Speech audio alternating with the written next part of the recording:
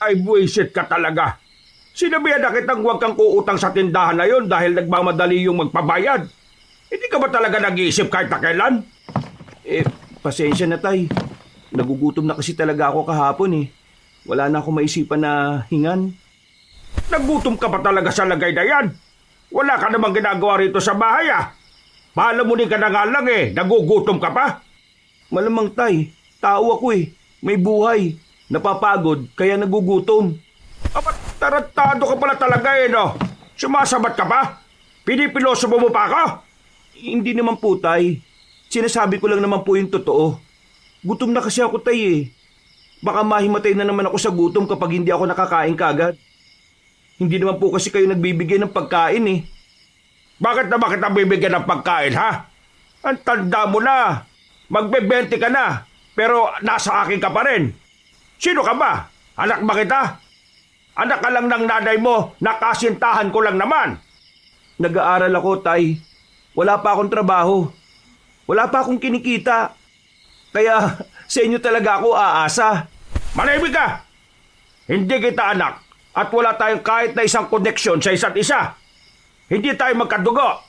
Kaya wag mo kong bisitin, pwede ba? Bakit ba hindi nyo ako maggawang ituring na parang tunay nyong anak? Buti pang ibang stepfather dyan eh. Kaya nilang mahalin ng anak ng kasintahan nila kahit hindi naman nila kadugo. Pero kayo, palagi nyo na lang akong sinasaktan. Mula nang mamatay si mama, naging malupit na kayo sa akin. Parang araw-araw nyo na lang akong ginaganito eh. Wala akong pakialam. Kasi nung nabubuhay pang nanay mo, hindi ka rin naman namin napakinabangan eh. Puro ka na lang hingi ng pera, bili ng kung ano-ano. Pero wala ka namang napapala. Aral-aral ka pa eh, inutil ka naman. Ang bababa ng grado mo. Ang bababa ng mga score mo sa mga test mo. Kaya tumigil ka na nga lang dyan sa pag-aaral mo kasi wala ka rin namang mararating eh. Mahina yung utak mo, dada. Hindi mo maaabot ang mga pangarap mo kung mahina ang kokote mo. Kaya ba, hindi nyo rin naabot ang mga pangarap nyo? Kasi magkapareho lang din po tayo. Ano sinabi mo? Ang sabi sa akin ni mama noon, marami kang gustong maabot sa buhay. Pero dahil hindi ka rin naman katalinuhan, lahat ng yon, hindi mo man lang naranasan na matupad. Ba't sira ulo ka rin pala, ano? Ha? Rico! Ano? Iinsultuin mo pa ako, ha? Ano, ha? Aray, tama na, tay. Masakit na. Ayoko na. Ha! Wala kang karapatan na pagsalitaan ako ng ganyan. Kasi hindi mo alam mga pinagdaanan ko bago mo ako nakilala. Kung hindi lang kasi dahil sa sira ulo mong tatay, di sana maganda ang buhay ko ngayon. Wala namang kasalanan ng tatay ko dito ah. Bakit niyo siya dinadamay? Anong wala kasalanan? Hindi ba sinabi ng nanay mo sa'yo na ang tatay mo ang umagaw ng lahat sa akin? Inagaw niya sa akin ang mama mo. Inagaw niya sa akin ang magandang trabaho na dapat sa akin ibinigay.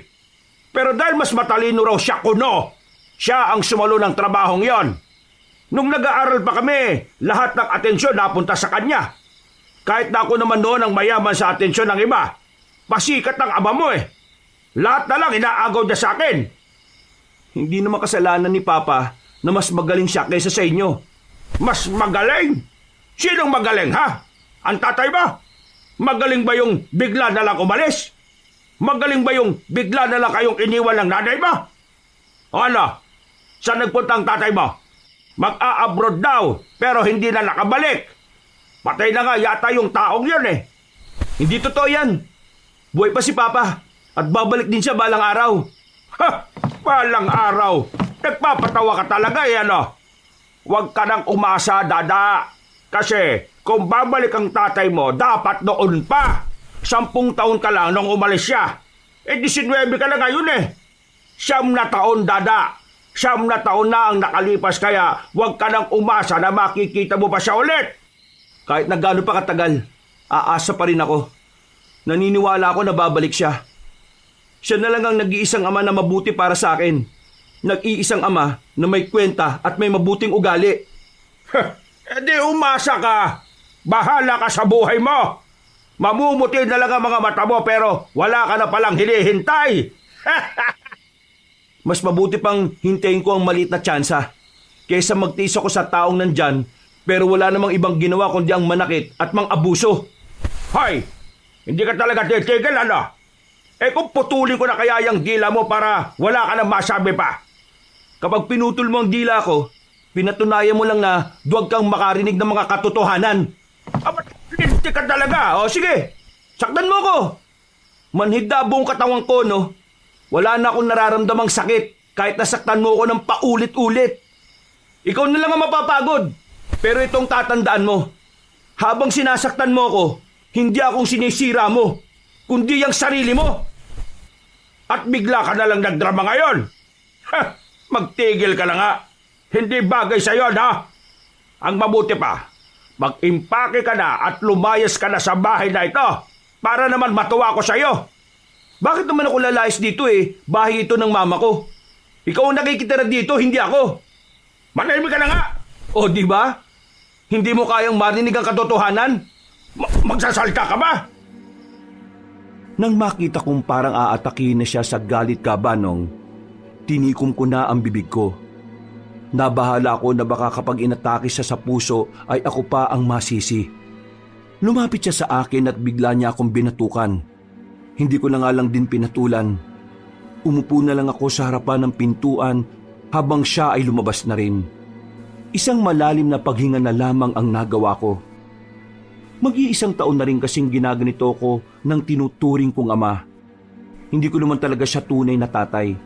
Pero dahil minahal siya ng nanay ko, natutunan ko na rin siyang mahalin bilang kapamilya. Ang kaso nga lang, nagbago ang tunay niyang ugali mula nang mamatay ang nanay ko. O mas maiging sabihin kong ganun talaga ang ugali niya umpisa pa lang. Hindi ko lang talaga napapansin noon dahil masyado akong abala sa pag-aaral. 4th year high school pa lang ako noon, kabanong. Ilang beses akong tumigil sa pag-aaral noon.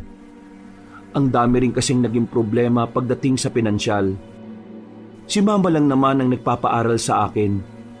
Si tatay Kaloy naman, wala siyang binigay sa akin na kahit 5 duling mula noon. Kaya nang mamatay ang nanay ko sa sakit sa bituka, ako na ang nagpaaral sa sarili ko. Nag-aaral ako habang nagbabanat ng buto. Kahit na may kasama naman ako sa bahay, pakiramdam ko ay mag-isa na lang talaga ako. Ang bihira, 10 piso na lang natitira kong pera. Wala na akong pambili ng pagkain. Wala rin mapasukan na trabaho ngayong bakasyon. Bawal na rin akong umutang dahil lalaki ang utang ni Tatay Kaloy sa tindahan. Ay, anong gagawin ko ngayon? Kanino kaya ako lalapit? Wala akong masyadong kakilala sa amin, kabanong.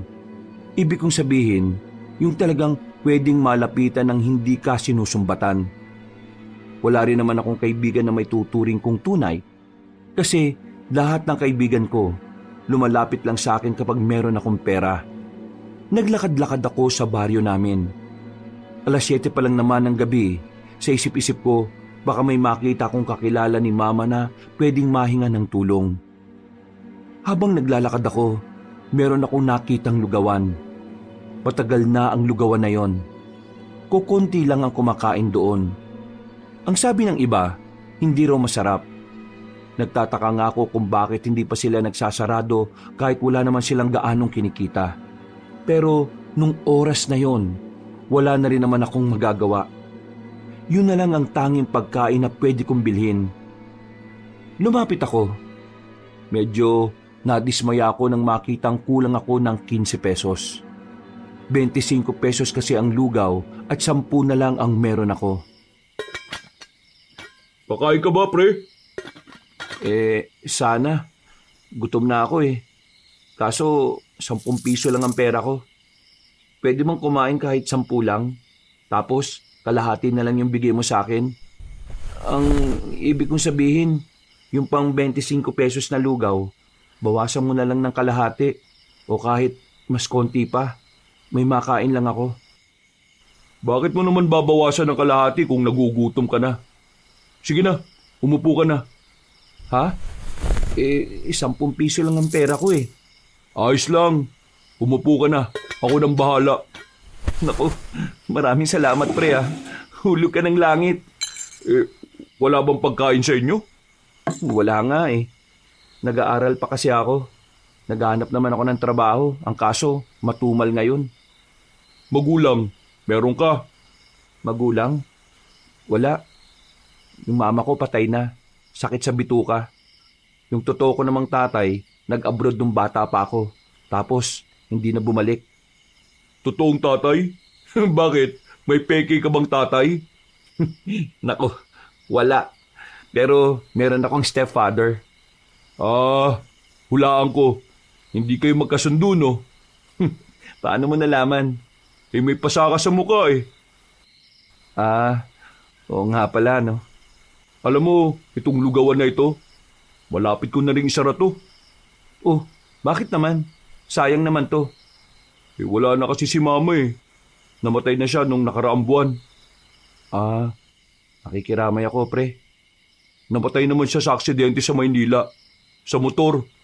Nung nabubuhay pa siya, sabi niya sa akin, isara na namin tong lugawan kasi nalulugi na rin naman. Hindi ako nakinig sa kanya eh kasi akala ko kaya ko pang isalba. Tapos, isang gabi, may tumawag. Wala na si mama. Kaya ngayon, naisip ko, isarado na tong lugawan para kahit papano, maramdaman naman ng nanay ko na sinunod ko gusto niya. Isa pa, ako na lang naman ang nandito eh. Wala na akong ibang kasama. Nag-alisa na sila nang unti-unti nang humina yung lugawan na ito. Pareho pala tayo nang walan ng nanay. Pero ang pagkakaiba lang, mas masakit yung sayo. Hindi. Pareho lang na masakit ang mawalan ng ina. Kahit na ano pang nangyari, kung paano sila nawala. Alam mo kung saan tayo pwede magkatulad? Saan? Siguro, pareho tayo sa ideyang hindi talaga natin alam kung paano tatahakin ang buhay natin nang wala ang mga magulang natin. Tama ka. Ako, 1 taon nang wala si mama eh. Kahit na kung ano-ano na ang pinagdadaanan ko, hanggang ngayon, wala pa rin akong nakukuha matinong sagot kung ano ba talaga yung dapat kong gawin sa buhay ko. Mag-iisang taon mo na palang nilalabanan yan. Pero anong ginagawa mo para makatagal ng ganyan? Hindi lahat kaya yan eh. Baka kung ako nga, pagdating ng 1 taon eh, pariwara na ako. Paano ko nilalabanan? Sa totoo lang, hindi ko rin alam eh. Basta sa bawat pagdilat ng mga mata ko sa umaga, palagi ko lang iniisip na hindi ko sasayangin ang sakripisyo ng magulang ko. Kapag ganun ang iniisip ko, nagkakaroon ako ng kaunting pag-asa para magpatuloy. Nakakahanga ka pala pare. Maraming salamat ha. Kasi kahit na papaano, binigyan mo ako ng pag-asa. Nakakatuwa kasi wala namang espesyal sa kwento ko pero mukhang na-impluwensyahan kita. Pre, nakaka-inspire yung kwento mo. At tumahanga ako sa mga ganyang tao. O sige, kain ka pa ha. Dahil natulungan mong gumaan ang kalooban ko, yung plain lugaw mo, lalagyan natin ng tuwalya, toko at baboy. Wala nga lang itlog kasi wala akong nailaga kanina eh. Nako, baka malugi ka na niyan ha. Naku, matagal na tong lugi no. Ay, Dada nga pala pangalan ko, pre. Ako naman si Tanoy.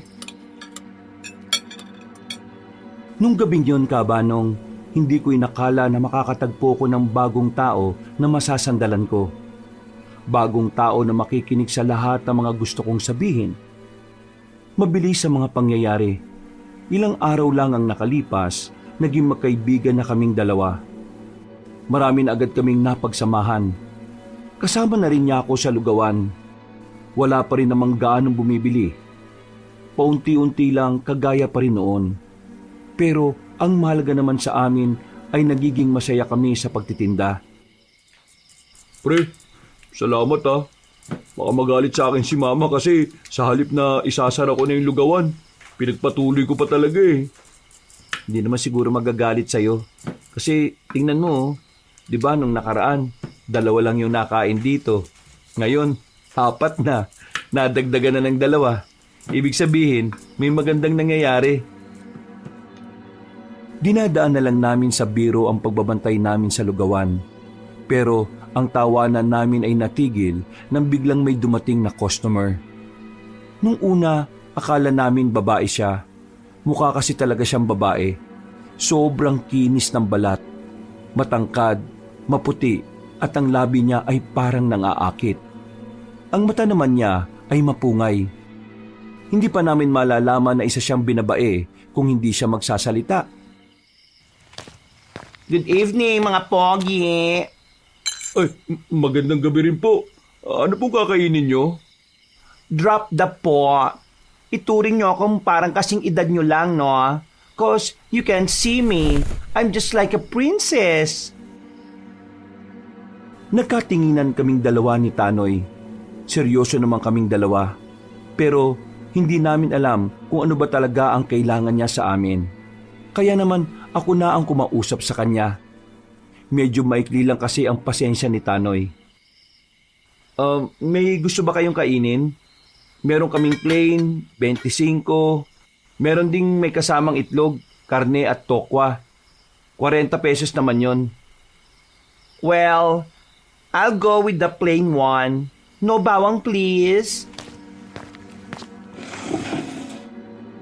Agad kong inihanda ang lugaw niya. Inabot ko pa mismo sa lamesa niya. Nagkatitigan kaming dalawa ng ilang segundo. Maya-maya lang, bigla ko na lang naramdaman na parang nakahawak na ang kamay niya sa kamay ko. Agad kong inusog ang lugaw sa kanya ng maayos at saka bumalik na rin sa loob. Pre, mukhang trip ka ng baklang yun ah. Oo nga eh. Hinawakan ba naman yung kamay ko? Ha? Hinawakan kamay mo? Nako, alams na. Alams na. Bet ka niyan, pre. Ano naman? Mukhang maraming pera eh. Patulan mo na. Baliw. Anong tingin mo sa akin? Mukhang pera? Oo. Buwang. Wag no.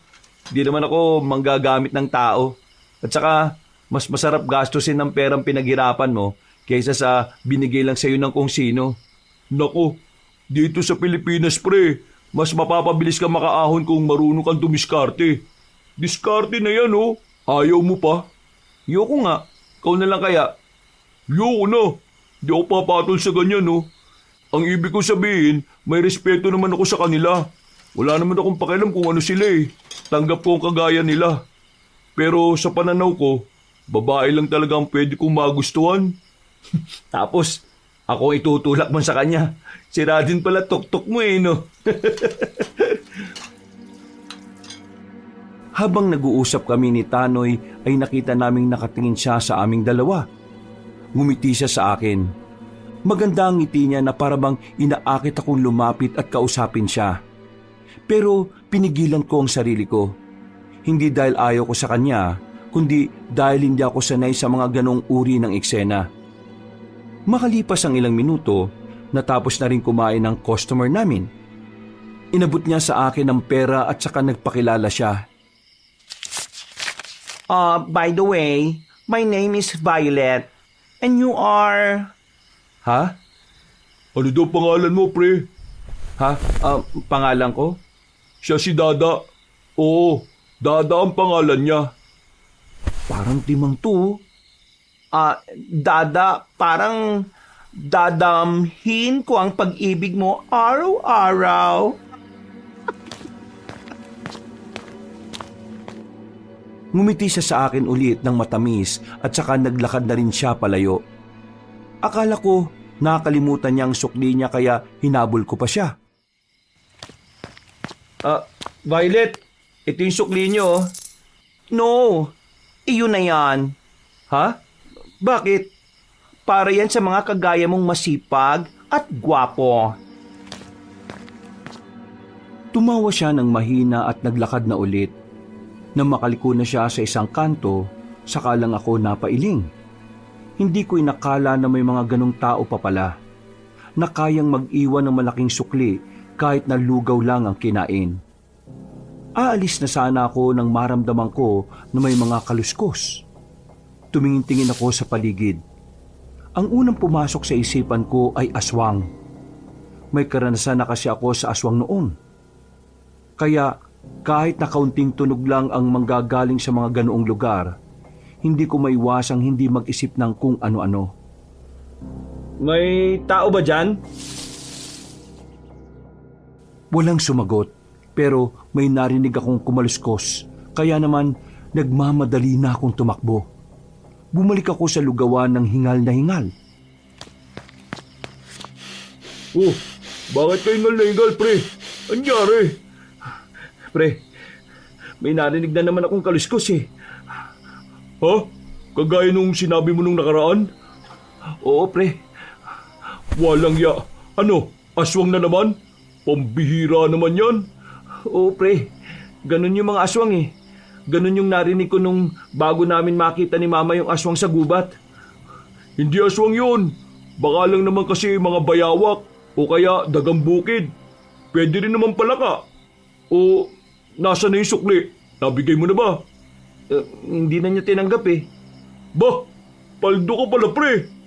Bet ka talaga nun ah. Umiiling-iling na lang ako sa sinabi ni Tanoy. Hindi ko magawang tumawa kasi para sa akin, seryosong bagay ang tungkol sa nararamdaman ng isang tao. Pero hindi ko naman agad inisip na baka may gusto nga ang baklang yun sa akin. Kabanong isa ko sa mga taong hindi iniisip kung anuman ang kasarian ng isang tao. Wala akong problema kung anuman siya, dahil ang mas tinitingnan ko ay ang kalooban. Sa madaling salita, pinapahalagahan ko rin ang katauhan ng sangkabaklaan. Pero sadyang hindi ko lang maisip ang sarili ko na magkagusto ko sa kagaya nila. Maya-maya lang din ay naglikpit na kami ni Tanoy. Pagkatapos, naghiwalay na rin kami ng landas sa gitna ng isang kanto. Sa kaliwang direksyon kasi ang bahay niya, habang sa kanang direksyon naman ang bahay ko. Pag-uwi ko, kagaya ng lagi kong naabutan, walang ulam, walang pagkain, taob ang kaldero. Pagsilip ko sa kwartong nakabukas, nakita ko si Tatay Kaloy, may kasamang babae sa loob. Sino yung kasama mo? Josie, uwi ka muna sa inyo ha. Bukas na lang ulit. Nagmamadaling umalis ang babae na mukhang kasing edad ko lang. Medyo nag-init agad ang dugo ko. Hindi kasi ako makapaniwala na sa mismong bahay pa ni Mama, ginagawa niya ang kababuyan niya. Sagutin mo tanong ko, Tay. Sino yung kasama mong yon? Hindi ka naman siguro tanga no? Nagtatanong ka pa talaga? Malamang, syota ko. Ano? Syota nyo? Isang taon pa lang wala si Mama, nagsyota ka na kaagad? Hoy, bakit? Ilang taon ba ang kailangan? 100 years ba? Hindi naman niya binibilang sa taon eh. Ang akin lang naman, bakit parang ang bilis mo naman palitan kaagad si Mama? Minahal mo ba talaga siya? Ay. Huwag mong kinu-question ang pagmamahal ko sa nanay mo, ha? Wala kang alam sa pagmamahal. Hindi ka pa nga nagkakaroon ng syota eh. Kaya manahimik ka dyan, ha? Huwag mong ibayin ang usapan. Ang pinag-uusapan natin ay yung pagiging immoral mo. Paano mo na kayang magdala rito ng babae samantalang pamamahay to ni Mama? Bahay ko rin to, dahil mag-asawa kami. Anong mag-asawa? Mag-asawa tapos naghanap ka na ng ibang babae? Hindi mo ako maiintindihan. Ang tunay na lalaki lang ang makakaintindi kung bakit kailangan ko rin naman tugunan ng pangangailangan ko bilang lalaki. Wala nang mama mo. Sinong aanuhin ko? Puntod niya. Tunay na lalaki. Tunay na lalaki ba yung ganyan? Ang tawag sa ganyan ay pagiging immoral. Walang respeto sa namatay. At kababuyan yan. Kahit na kailan, hindi magiging basihan ng pagkalalaki ang pagkakaroon ng higit sa isang babae. Hoy, manahimik ka ha. Wala ka pang alam sa buhay. Kung yan binubunganga mo umisip ka na lang ng paraan para tulungan ako sa mga gastusin dito sa bahay. Di natuwa pa ako sa'yo. Hindi ako mag-aambag dito. Alam mo kung bakit? Kasi yung iaambag ko, gagastusin mo lang din para sa sarili mo. Hindi ako tanga para magpauto sa'yo, no? Ba't tarantado ka? Kaya mo na ba mga buto mo, ha? O ano, sasaktan mo ako? Sige, tingnan natin kung kaninong buto ang matibay ngayon. Yan ang naging epekto sa'yo sa pagsama mo doon sa tendero ng lugaw eh. Nagiging walang yaka na rin. Hindi. Wala siyang kinalaman dito. Kailangan ko lang talagang maging walang hiya para tapatan ang kakapalan ng pagmumukha mong tarantado ka. Nanlaki ang kanyang mata nang marinig yon. Tila hindi niya inaasahan na masasabi ko sa mukha niya yon. Lumapit pa nga ako ng bahagya sa kanya, pero napatras lang siya ng kaunti. Naramdaman niya siguro na hindi na ako magpapaapi sa kanya. Kaya para bang naging mainahon siya at bigla siyang natameme. Wag mo nang pababalikan ng babaeng yun ha. Kasi kapag nakita ko pa yun dito sa bahay, palalayasin na kita rito. Nakakalimutan mo yatang sampid ka lang sa bahay na to. Ako ang anak niya, kaya ako may-ari nito. Magpasalamat ka na lang kasi kahit sira ulo ka, hinahayaan kitang tumira dito. Isipin mo na lang na naawa ako sa'yo, kaya ka pa nandito. Tuluyan na siyang hindi nakapagsalita. Pumasok na lang ako sa kwarto ko at iniwan siyang napapanganga sa maliit naming sala.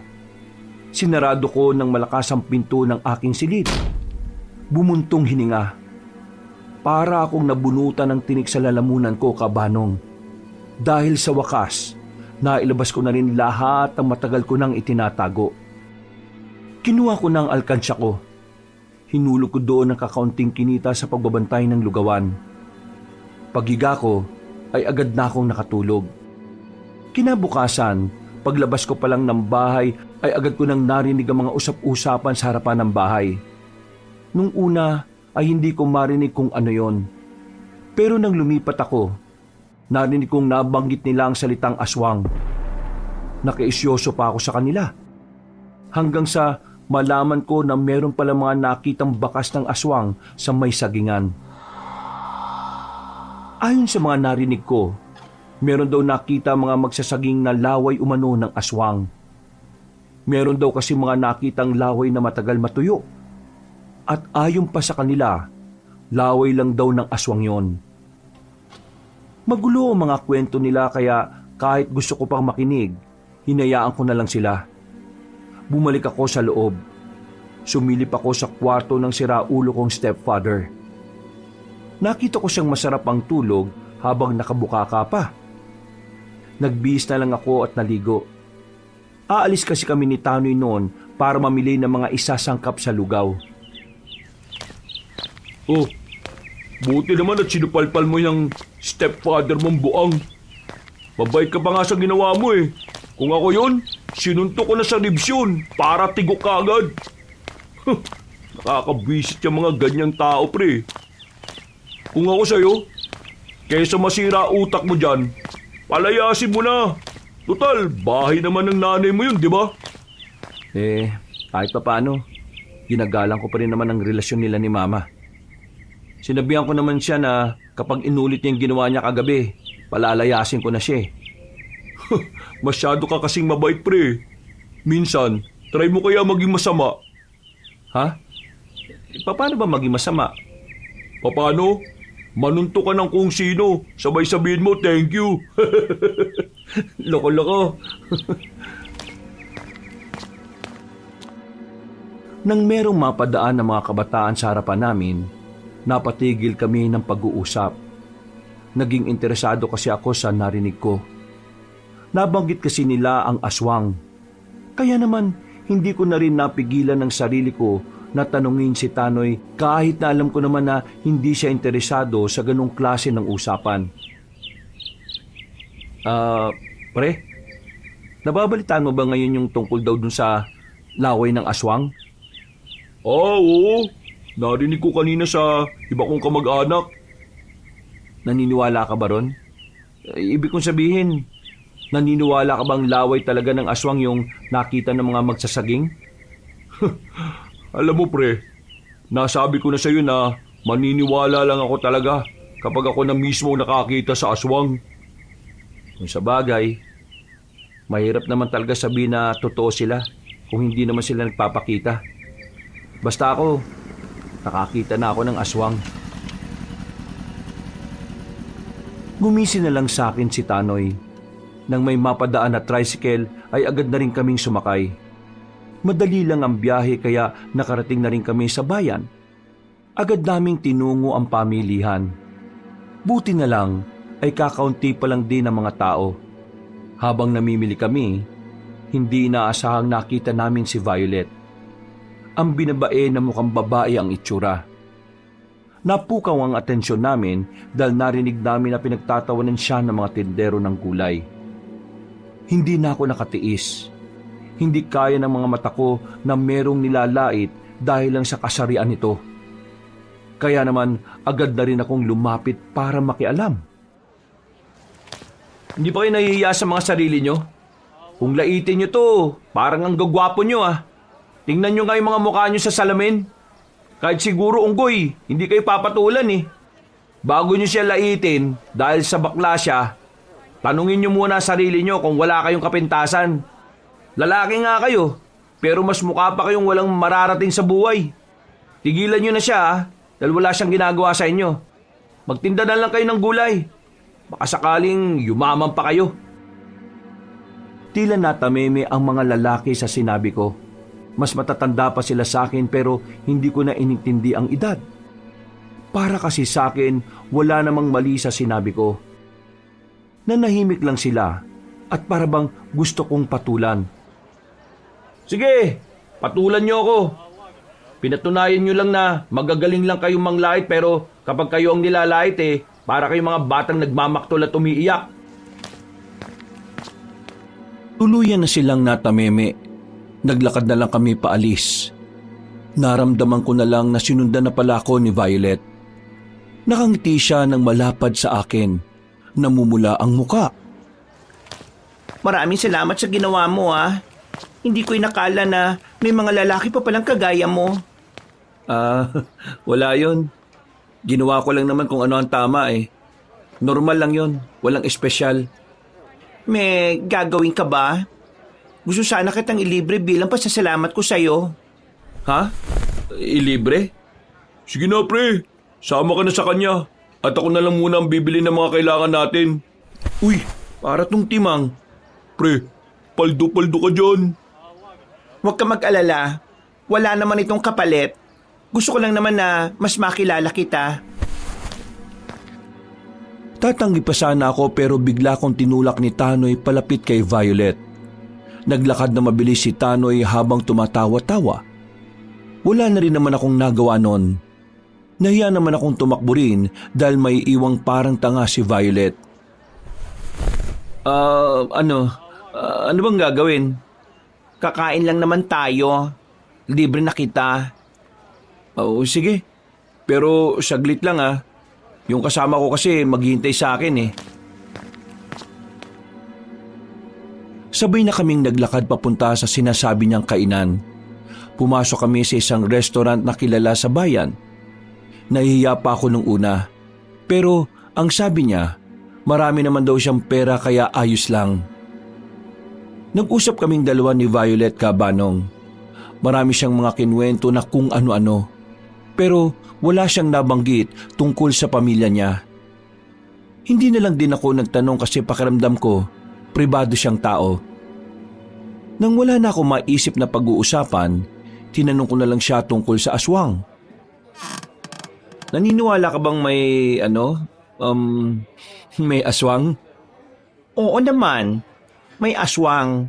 At alam ko ngayong meron pa rin. Bakit? Nakakita ka na ba ng aswang? Well, hindi pa naman. Pero sabi na matatanda sa amin, totoo naman daw talaga mga aswang. Hindi pa lang natin sila nakikita kasi masyado raw silang nagtatago. Parang mailap. Ganon. Kung sa bagay, hindi pa rin naman ako nakakita ng aswang na kusang nilalapit ang sarili nila sa tao eh. Dati nga, may nakita kaming aswang ng nanay ko sa gubat. Tumakbo siya ng mabilis. Natakot yata sa amin eh. Takot daw ang mga aswang sa tao. Kaya baka tumakbo. Kaya nga siguro. Maya-maya pa ay nagpaalam na rin ako kay Violet. Sa naging usapan namin sa maikling panahon, masasabi kong mabait din naman siya. Marunong makisama. may respeto at higit sa lahat, malawak ang pangunawa niya. Kumaway pa ako sa kanya habang naglalakad ako palayo. Nagulat na lang ako nang bigla akong salubungin ni Tanoy. Uy, ano? Nagkakamabutihan na siguro kayo, no? Parang buang. Nag-usap lang naman kami sa kung ano-anong bagay. Walang mali siya yun, no? Talaga? Walang mali siya? Bakit kakaibang ngiti ng isang yun eh? O yun, oh. Aba, hindi ko alam, no? Baka ito na rin yung huli na papayag akong kumain kasama siya. Uy, bakit naman? Baka kasi ibang pagkakaunawa niya sa pagiging mabait ko sa kanya eh. Para kasi sa akin, normal lang ang ginagawa ko. Ayoko namang dumating sa punto na bigla na lang siyang magtapat sa akin. Wow, sobrang lakas ng fighting spirit mo dyan, pre, ah. Inunahan ko na lang siyang maglakad at hindi ko tinulungang magbitbit. Dakong hapon na makabalik na kami sa baryo. Nagpaalam na muna ako kay Tanoy. Nasira kasi ang tsinelas ko at magpapalit lang sana ako ng panibago. Pero nang dumating ako sa bahay bandang 4:00, inabutan kong nakabukas ang pinto ng kwarto ko. Nagtataka ako kasi iniwan ko naman yung nakasara. Pagpasok ko sa loob, nasa lapag na ang kawayan na ginawa kong alkansya. Bukas na rin yon at wala na ring laman. Wisit naman talaga, oh. Huwag ka nang babalik dito dahil babasagin ko talaga pag bumuka mo. Si Tatay Kaloy agad ang unang pumasok sa utak ko kabanong. Pagpunta ko sa kwarto niya, wala nang iba niyang gamit. Mangilan-ngilan na lamang ang naroon. Kinuha ko mga yon at sinilaban ko na lang din ng apoy. Tumungo na lang ako sa luguan sa pagbabakasakali na doon lumamig ang ulo ko. Tarantado rin talaga yung tatay tatayan mo, eh, no? Kapal ng muka. Nagawa pa talaga magnakaw. Ang paral ko sa sarili ko yun sa pasukan eh. Kapag nakita ko talaga siya, mata lang ang walang latay sa kanya. Kung ipablatter mo na lang kaya, para naman magkaroon siya ng record sa barangay natin. Sira ulo eh. Papablatter ko talagang siraulong yun. Itinoon ko na lamang ang atensyon ko sa pagtitinda. Ang kaso nga lang, nabagot lang din kaming dalawa ni Tanoy dahil walang customer. Maulan din kasi nung sandaling yon. Makalipas pa ang ilang araw, nagpatuloy pa rin kami sa pagtitinda ni Tanoy kahit wala pa rin gaanong bumibili sa amin. Si Tatay Kaloy naman, naipablatter ko na rin. Wala siyang paramdam. Kahit ang anino niya ay hindi ko na rin makita sa lugar namin. Lahat ng kakilala niya ay walang sinasagot na matino. Pero sa mga nagdaang araw, hindi naman doon natuon ang atensyon ko. Pumutok kasi ang balita sa amin na meron na namang namataan na aswang sa baryo namin. Wala namang sinakta ng mga aswang. Sa katunayan, nagtakbuhan pangaraw ang mga yon. Habang tumatagal, napapansin ko na parabang mas lalong nakakaroon ng balita tungkol sa mga nilalang na yon. Hindi tuloy magkandao-gaga ang mga tsismosa sa amin. Bago pa lang sumikat ang araw, nasa labas na sila para lang pag-usapan yon. Hoy, kanina ba ako nakatok? Katukin ko yung ulo mo, kutong lupa ka eh. Eto, may padala sa'yo. Tanggapin mo to. Baka hindi kita matansya. Nagulat ako sa sinabi ng lalaking yon. Hindi naman siya mukhang masamang tao. Maayos naman ang pananamit niya at mukha siyang matinong nagtatrabaho. Kaya nagtaka ako kung bakit parang galit siya sa akin. Napatingin na lang ako sa isang kahon na nasa gilid ng pintuan. Pagtingin ko ng nakalagay na pangalan doon, nalaman kong galing pala yon kay Violet. Wala sana akong balak na tanggapin yon pero hindi ko naman alam kung saan ko dadalhin. Kaya naman binuksan ko ang kahon nang pumunta na rin si Tanoy sa bahay. Pre, mga dilata yan ah. Puro pagkain. Padala ni Violet? Aba, mukhang seryoso siya sa'yo, pre ah. Gagi, pre. May pera din oh. Ilan yan? Ilan? Dali, bilangin mo. 1, 2, 3, 4, 5? 5,000, pre. Gagi, paldo. Hoy, huwag kang matuwa dyan kasi hindi ko naman yan gagamitin, no? Kagaya ng lagi kong sinasabi, hindi ko yung papakinabangan kasi hindi ko naman yung pinaghirapan. Uy, pambira ka naman. Bigay mo na lang kaya sa akin. Hindi, sasoli ko to. At lilinawin ko sa kanya na hanggang kaibigan lang ang kaya kong maibigay sa kanya. Baka naman kasi pre, nakikipagkaibigan lang. Malino naman ang nakalagay sa sulat na meron siyang gusto sa akin, di ba? Ayoko masayang ang oras niya dahil hindi ko naman siya kayang mahalin. Isang malalim na buntong hininga na lang ang nagawa ko, Kabanong. Kinabahan ako bigla. Hindi kasi ako sanay sa mga ganoong regalo na wala namang ibang layunin kundi para suhulan ako. Kinagabihan, magsa akong naglakad pa uwi. Kagagaling ko lang sa lugawan. Habang naglalakad ay merong lumapit sa akin na isang lalaki. Parang kaedad ko lang din siya. Mas maliit lang ng kaunti sa akin at mukha namang matino. Pre, ikaw ba si Dada? Oo, ako nga. Bakit? Sino ka ba? Meron nagpapabigay sa iyo nito oh. Ha? Ano yan? Kunin mo na lang. Hindi ako tumatanggap ng mga bagay mula sa mga hindi ko naman kilala eh. Kilala mo itong nagpapabigay kaya tanggapin mo. Kung galing yan kay Violet, pakiusap, huwag mo nang ibigay sa akin. Ibalik mo na lang sa kanya. Pakisabi na rin na hanggang kaibigan lang ang pwede kong maibigay sa kanya. Anong pinagsasabi mo? Hindi to galing sa kung sino man yung binabanggit mo. Galing to sa isang tao na may malasakit sa'yo. Kaya tanggapin mo na. Kung talagang galing yan sa taong may malasakit sa akin, bakit hindi mo pa sabihin kung sino siya? Malamang, sinabi niya sa akin na huwag kong sabihin. Sige, buksan mo. Patingin ako kung anong nasa loob ng tela na yan. Ulit mo naman. Sabay mo na buksan. Baka maagaw pa to sa'yo ng iba eh. Ikaw lang meron nito. Hindi ko nga yan tatanggapin. Lumayo ka na nga sa akin. Baka kung ano pang magawa ko sa'yo. Oh, ayan na pala siya eh. Agad akong napalingon sa likuran. Pero wala naman akong nakitang tao. Naramdaman ko na lang na pinasok ng lalaki ang supot na tela sa bitbit kong bayong at saka tumakbo siya agad na mabilis. Uy, sira ulo yun ah. Kinuha ko ang kulay itim na tela at agad na tiningnan kung anong laman nito. Nakita kong isang medalyon na nangingitim na dahil sa kalumaan. Ang tanging nakaukit sa medalyon na yon ay walang iba kundi ang salitang lumen.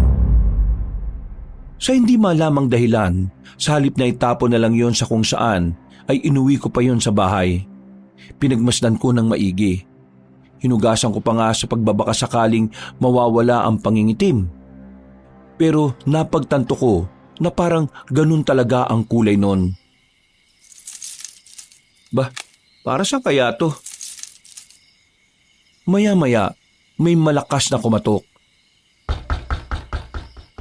Pre, Dada, buksan mo to pre. Oh, bakit ba? Anong problema mo? Pre, tama ka. Totoo nga ang aswang. Ha? Nakakita ka ba ng aswang? Oo pre, bumalik kasi ako sa lugawan pre. Pinakalimutan ako sa loob. Tapos ilang metro lang ang layo, may narinig ako mga nag-uusap. Mga boses ng lalaki. Meron silang kinakausap na babae. Pero hindi naman nagsasalita yung babae. Basta ma'am lang ang tawag nila. Parang pinipilit nila yung babae na umuwi na sa kanila. Nung sumilip ako pre, ang papangit ng mukha nila. Mas pangit pa kay Mang Kaloy eh. Pero pre, mukha talaga silang halimaw. Hindi sila pangkaraniwan pre.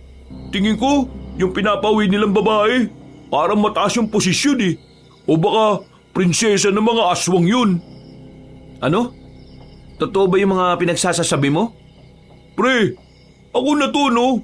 Kilala mo ako. Hindi naman ako gagawa ng ganitong kwentong basta-basta. Alam mo naman na hindi ako naniniwala hanggat hindi ko nakikita, di ba? Kaya pre, ngayon na ako na ang nagsasabi, ibig sabihin lang nito pre, totoo talaga. Nandun pa kaya sila? Hindi ko alam. Gusto mo ba puntahan natin? Tara, bilis!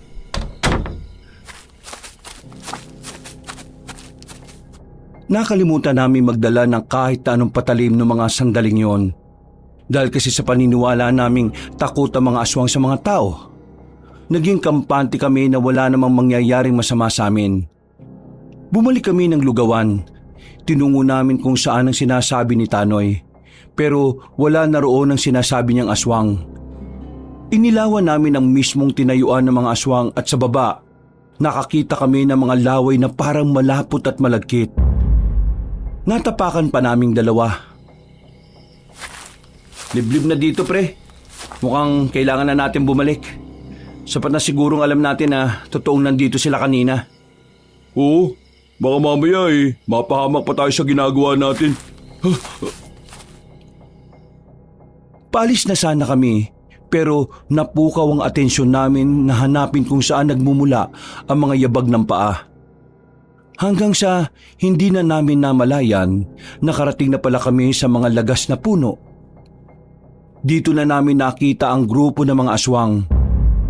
Sa pagkakabilang namin, nasa 7 aswang sila. Meron silang kasamang babae na hindi naman namin makita ang mukha dahil nahaharangan ng mga aswang. Base sa nakikita ko, tila inaalalayan ng mga aswang ang babaeng yon. Sabi ko sa'yo, pre, di ba? Kasama ba talaga nila yung babae? Baka mamaya binihag pala nila. Hindi, kasama nila yan. Kanina naririnig ko pa silang kinukumbinsi nga nila yung babae na umuwi na sila eh.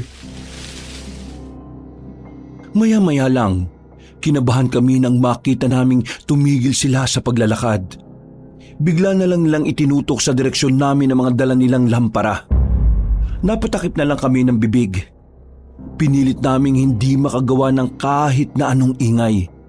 Pero sa kasamaang palad, biglang tumunog yung barya na nasa bulsa ko. Dahil doon, naalarma ang mga aswang. Pinaunan nilang maglakad ang babae, habang ang 4 sa mga yon ay marahan ang naglalakad patungo sa kinalalagyan namin. Bakit ba tayo nagtatago? Di ba ang sabi nila, takot naman ang mga aswang sa mga tao? Harapin na natin sila. Wag, baliw ka ba?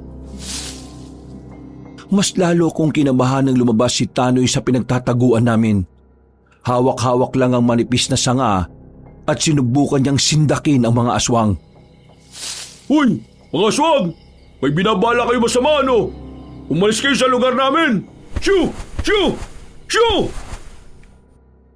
Nang makita naming tila hindi naman natutuwa ang mga aswang sa ginagawa namin, dito na namin napagtanto na hindi pala talaga totoo na takot sila sa mga tao.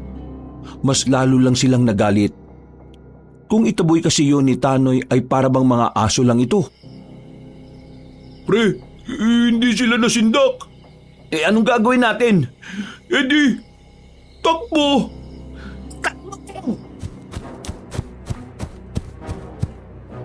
Karipas kami ng takbo ng mga sandaling yun, Kabanong. Pero laking pagtataka namin nang hindi naman nila kami hinabol. Nakita lang namin na nakatayo lang sila, sabay naglakad na rin paalis. Malaking palaisipan para sa akin kung bakit naging ganoon ang ginawa ng mga aswang. Akala tuloy namin noon mababait sila. Pero sa kabilang banda, naisip na lang namin na baka may mas malalim pang dahilan kung bakit nila kami hinayaang makatakbo. Dumaan ang mga araw. Sa takot na baka balikan kami ng mga aswang sa lugawan, hindi na kami nakapagtinda. Madalas na nasa bahay lang si Tanoy. Takot kasi siyang mag-isa sa bahay niya. At ganun din naman ako. Sigurado ka ba sa gagawin mo na to? Handa ka na bang makasakit ng damdamin? Kailangan ko linawin sa kanya lahat.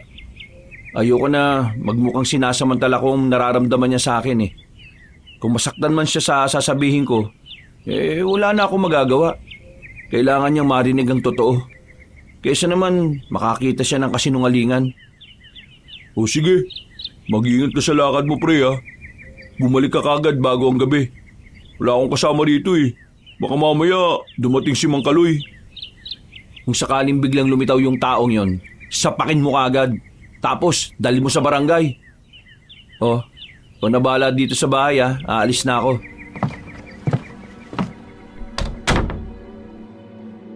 3:00 pa lang naman ng hapon noon, kaya malakas pa ang loob kong lumayo ng baryo. Meron kasi kaming napag-usapan ni Violet na makikita kami. Pero sa pagkikita na yon, naisipan ko nang bigyan linaw kung anuman ang tingin ko sa kanya. Yun ay para hindi na siya umasa pa na magkakaroon kami ng mas higit na koneksyon maliban sa pagkakaibigan.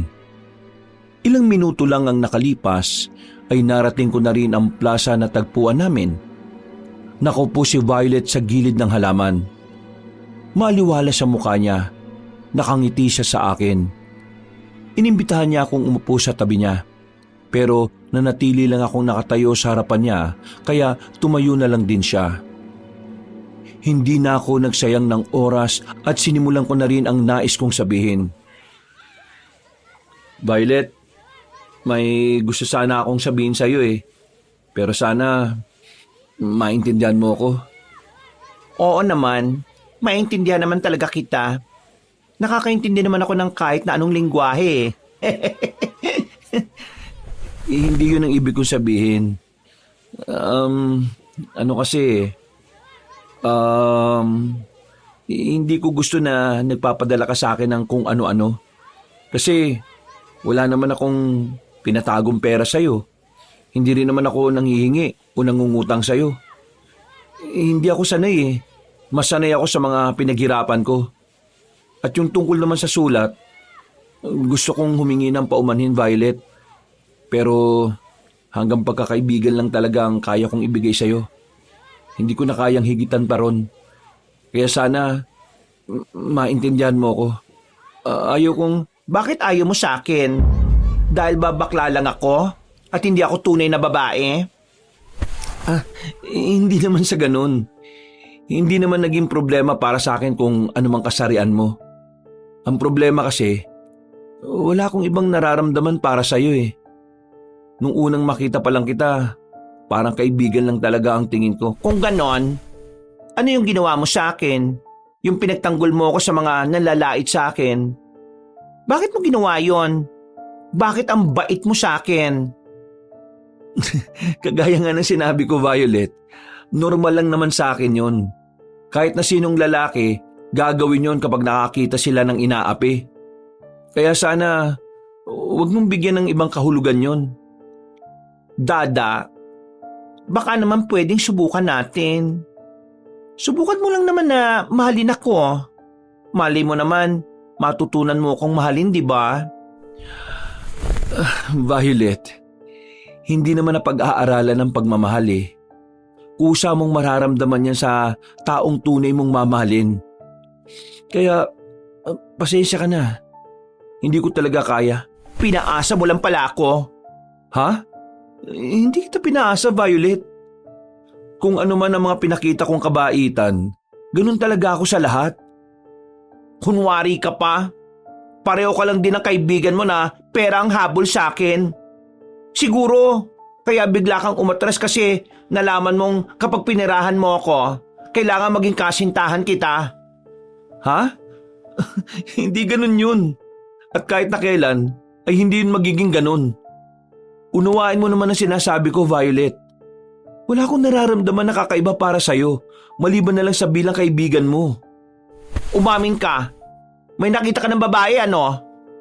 Ay, pambihira naman. Mas pinili mo ang babae kasi ang babae may tahong. Ako, talong. Di ba tama ako? Hindi na maganda ang mga sinasabi mo, Violet, ha? Hindi mo ko naiintindihan eh. Hindi ka na nakakapag-isip ng tama. Ang mabuti pa, tapusin na natin ang usapan na to. Umamin ka. Meron ka nang nakilalang babae kaya ayaw mo na sa baklang kagaya ko. Oo, may nakita na akong iba. Ang pangalan niya ay Whitey. Sinabi ko na lang yun sa kanya para kahit papaano ay tuluyan ng mawala ang pag-asa na pinanghahawakan niya. Masakit sa akin ang ginawa ko. Pero tingin ko, kailangan ko talagang gawin yon para matigil na ang kahibagan niya. Lumapit siya sa akin ng bahagya. Masama ang tingin niya sa akin na parabang bigla siyang mananakmal. Whitey pala ha? Mahilig ka pala sa white. Ayaw mo sa violet kasi kakulay ng talong. Ano, maganda ba? Matangkad? Sexy? Oo, maganda, mabalahibo, mabuhok, kulay puti at mahahaba ang kuko. Dada, pagsisisihan mo ang ginawa mo sa akin. Pagsisisihan mong ipinagpalit mo ako kay Whitey. Hindi kita ipinagpalit dahil kahit na kailan, hindi naman ako naging sayo. Violet, nakikiusap ako. Hayaan mo na ako. Kalimutan mo na lang ako at magsimula ka na lang din ng bagong buhay. Malay mo, makilala mo naman si Brownie. Hindi ako nakikipagbiruan sa iyo, ha? Pagbabayaran mo itong panggagamit ang ginawa mo sa akin. Tandaan mo yan. Hindi kita mapapatawad. Manloloko kang lalaki ka. Paasa! Taksil! Galit siyang naglakad paalis, Kabanong. Napapakamot na lamang ako sa ulo. Hindi ko kasi inakala na magiging ganun ang reaksyon niya. Buong akala ko ay magiging mapayapa lang ang lahat. Pero nagkamali ako. Nung sandaling yon, naisipan ko na lang na umuwi. Ang kaso nga lang, yung sinasakyan kong tricycle ay bigla na lamang nasiraan sa kalagitnaan ng biyahe namin. Tumigil kami sa harapan ng kagubatan. Mga bandang 5:00 na nun. May mga kasama naman ako kaya kahit na papaano, kampante ako sa kinalalagyan namin. Manong, 2 oras na tayo nandito. Hindi pa ba yan maaayos? Mukhang sira na talaga yung tricycle na yan. Diyos ko, aabutin talaga tayo ng gabi rito. Teka, ikaw yung lalaking nagbigay ng medalyon sa akin sa baryo namin, ha? Sinusundan mo ba ako? Ano? Sinusundan? Ayos ka lang. Nakasakay din ako, no? Nasa loob ako. Kanina pa ako nandito, eh. Ganun ba? Alam mo na pala na medalyon ng laman nun. O nasa na? Nasa bahay. Nasa bahay? Bakit hindi mo dinadala? Aba, malay ko ba kung para saan yun? Wala ka namang sinabi. Baka mamaya balasin ako doon. Ha? Hindi ko ba sinabi? Wala kang sinabi. Bigla mo na lang nilagay sa bayong ko na akala mo talaga kung sino ka. Para saan ba talaga yun? At sino ka ba? Sino rin yung sinasabi mong nagpapabigay nun? Ang medalyon na yon ay pangontra sa mga aswang. Ha? Pangontra sa mga aswang? Paano? Isasampal ko sa mukha nila yung medalyon? Abag dala-dala mo yon, maiilang o magdadalawang isip ang mga aswang na lumapit sa'yo. Sa pinagsama-samang ritual ng albularyong mabaho ang utot, nakabuo ng medalyon ng pangontra kung saan magdudulot yun ng sakit ng ulo sa mga aswang kapag tinangka nilang lumapit.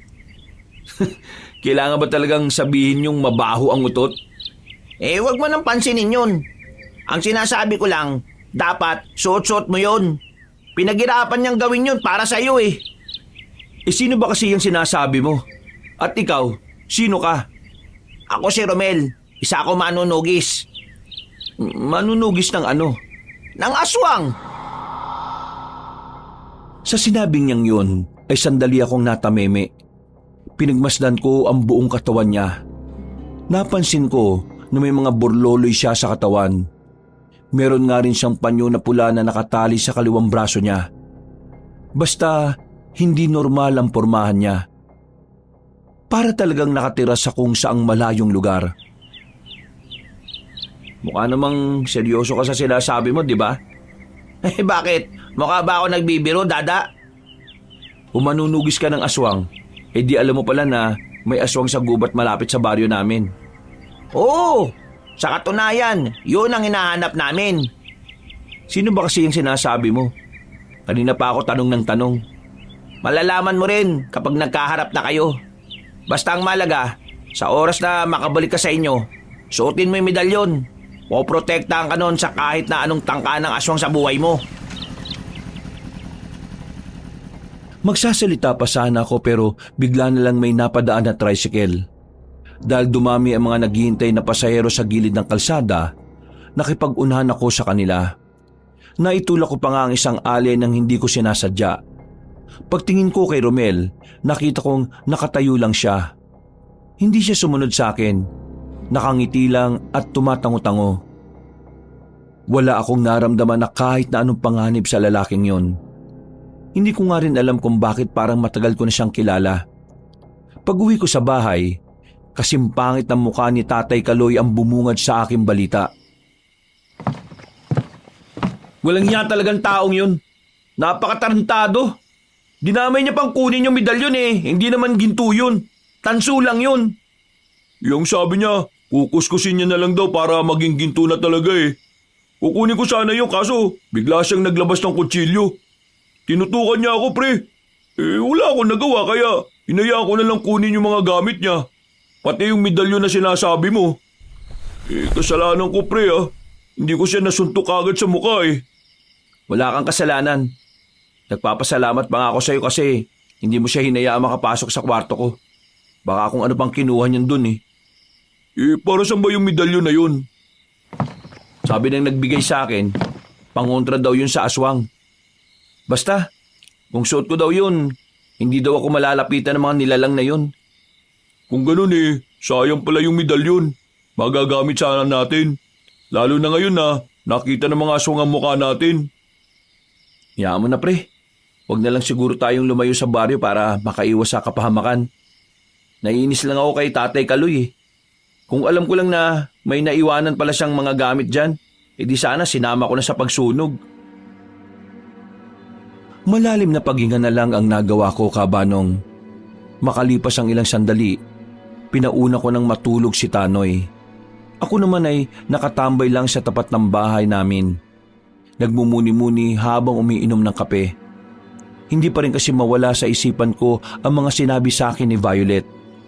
Kahit papaano, nakaramdam ako ng konsensya. Pakiramdam ko, kasalanan ko kung bakit siya nagkaganon. Nang maubos ko na ang kape ko, naisip ko na lang sanang pumasok sa loob. Pero nagulat na lang ako nang biglang may mga dumating na kalalakihan sa bakuran namin. Lumapit sila agad sa akin. Magsasalita pa lang ako, bigla namang may sumuntok sa bato ko. Sa lakas ng suntok ay agad akong nawala ng malay. Nagising na lang ako nang nakatali na ako sa puno ng nyog. Ramdam ko ang lamig ng klima. Pagtingala ko, nakita kong bilog ang buwan kaya maliwanag ang paligid. Sa gilid ko naman ay may mga kalalakihan na nakaupo. Tila nag-aabang lang ang mga yon na magising ako. May dumating naman na matandang babae. Sa pagkakatansya ko, nasa edad 60 na siya hanggang 65. Mabuti naman at nakamalay ka na, iho. Akala ko mapipilitan na akong gilitan ka bago ka pa magising. Teka, sino ba kayo? Nasaan ba ako? Anong gagawin niyo sa akin? Ako si Minda. Ako ang lola ni Violet. Lola ni Violet? Bakit niyo ako dinala rito? Anong meron? Hindi mo talaga alam ang dahilan, iho? Hindi. Kaya nga ho ako nagtatanong eh. Dinala kita rito para makatikim ng leksyon. Pinaiyak mo ang apo ko. Ho? Pinaiyak? Wala naman akong kasalanan sa kanya eh. Sinabi ko lang naman ang totoo. Hindi niya lang talaga matanggap na hindi ko siya gusto. Ang dami mong sinasabi. Ang sabihin mo na lang, pinagpalit mo siya kay Whitey. Ginamit mo lang ang pera na meron siya. Manggagamit talaga kayong mga tao. Hindi yan totoo. Hindi ko siya ginamit. Siya lang naman ang nag-iisip na gusto ko siya eh. Kusa siyang nagpadala ng kung ano-ano.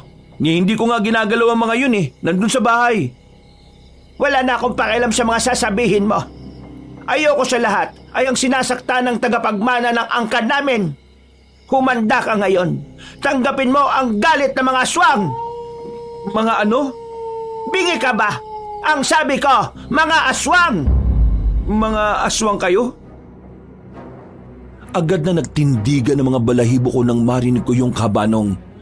Nakita ko na lang ang mga lalaking nagpalit na rin ng anyo. Diyos ko, mga aswang nga! Sige na mga bata, kainin nyo ang isang yan. Wala kayong ititira. Ngat-ngatin nyo kahit ang buto niya. Ganyan ang napapala ng mga taong manggagamit at nananakit ng damdamin ng aking pinakamamahal na apo. Teka, sandali lang! Naglakad na rin paalis sa matandang babae. Naiwan sa akin ang 5 aswang na nakapalibot. Tumutulo na ang malalapot nilang laway.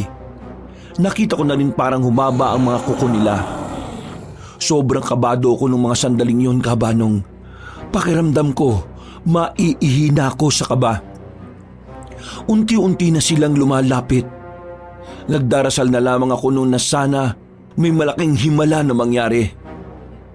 Nang lalantakan na sana nila ako, narinig ko na lang na merong dumating.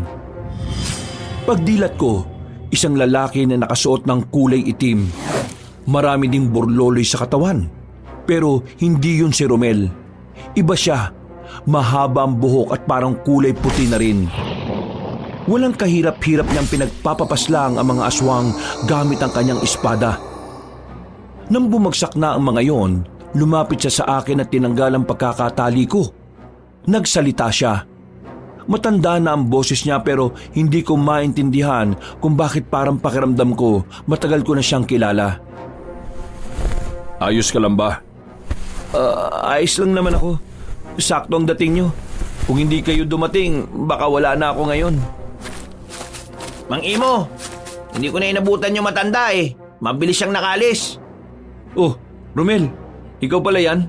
Oo, ako nga. Yan si Mang Imo. Siya ang nagbigay ng medalyon para sa'yo. Ikaw? Bakit nyo ako binigyan nun? Kilala nyo ba ako? Sabi kasi nitong lalaki na to may malasakit na raw kayo sa akin. Sino ba kayo? At saka parang pamilyar ang boses nyo sa akin. Parang narinig ko na yung boses na yan pero nag-iba lang ng kaunti. Lumapit sa akin ang matandang lalaki. Saka ko lang nakita na malaki ang peklat niya sa muka. Balbasarado rin siya.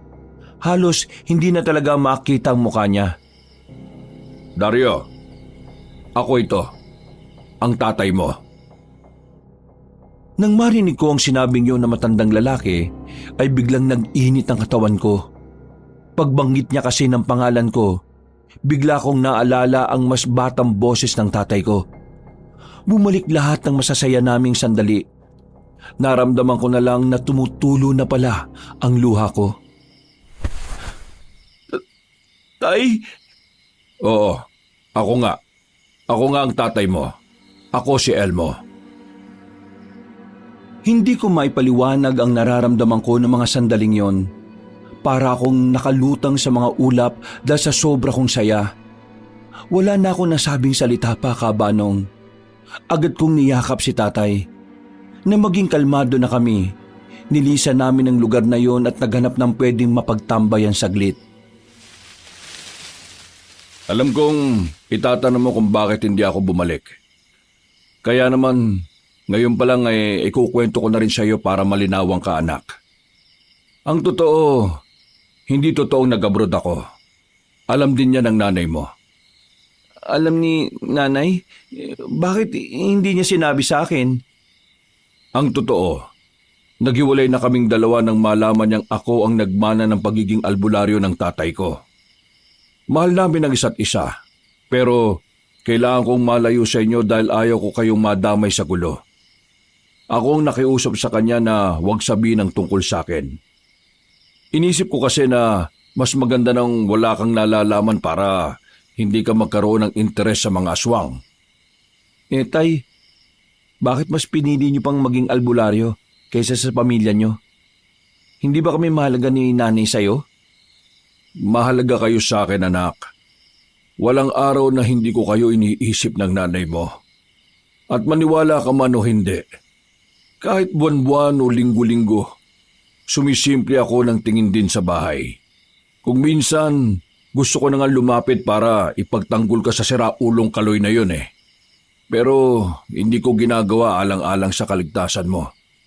Pero sadyang ako talaga ang nakatakda na magmana sa tungkulin ng tatay ko.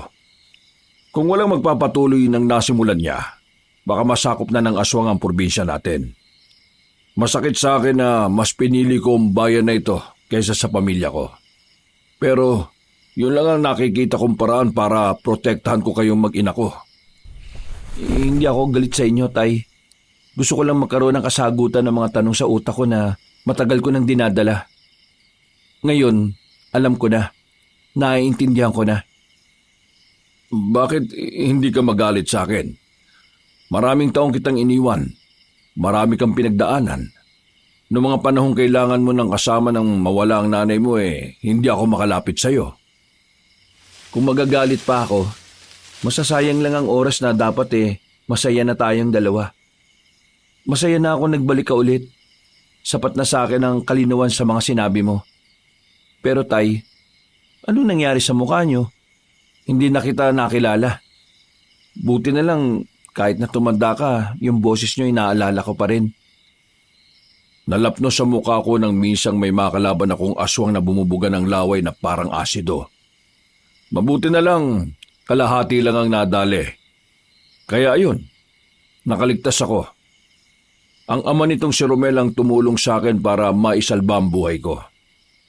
At si Mang Elmo naman, ang tumulong sa akin nung muntika na akong mabihag ng mga aswang. Grabe, hindi ko inakala na marami palang ganap ang mga aswang.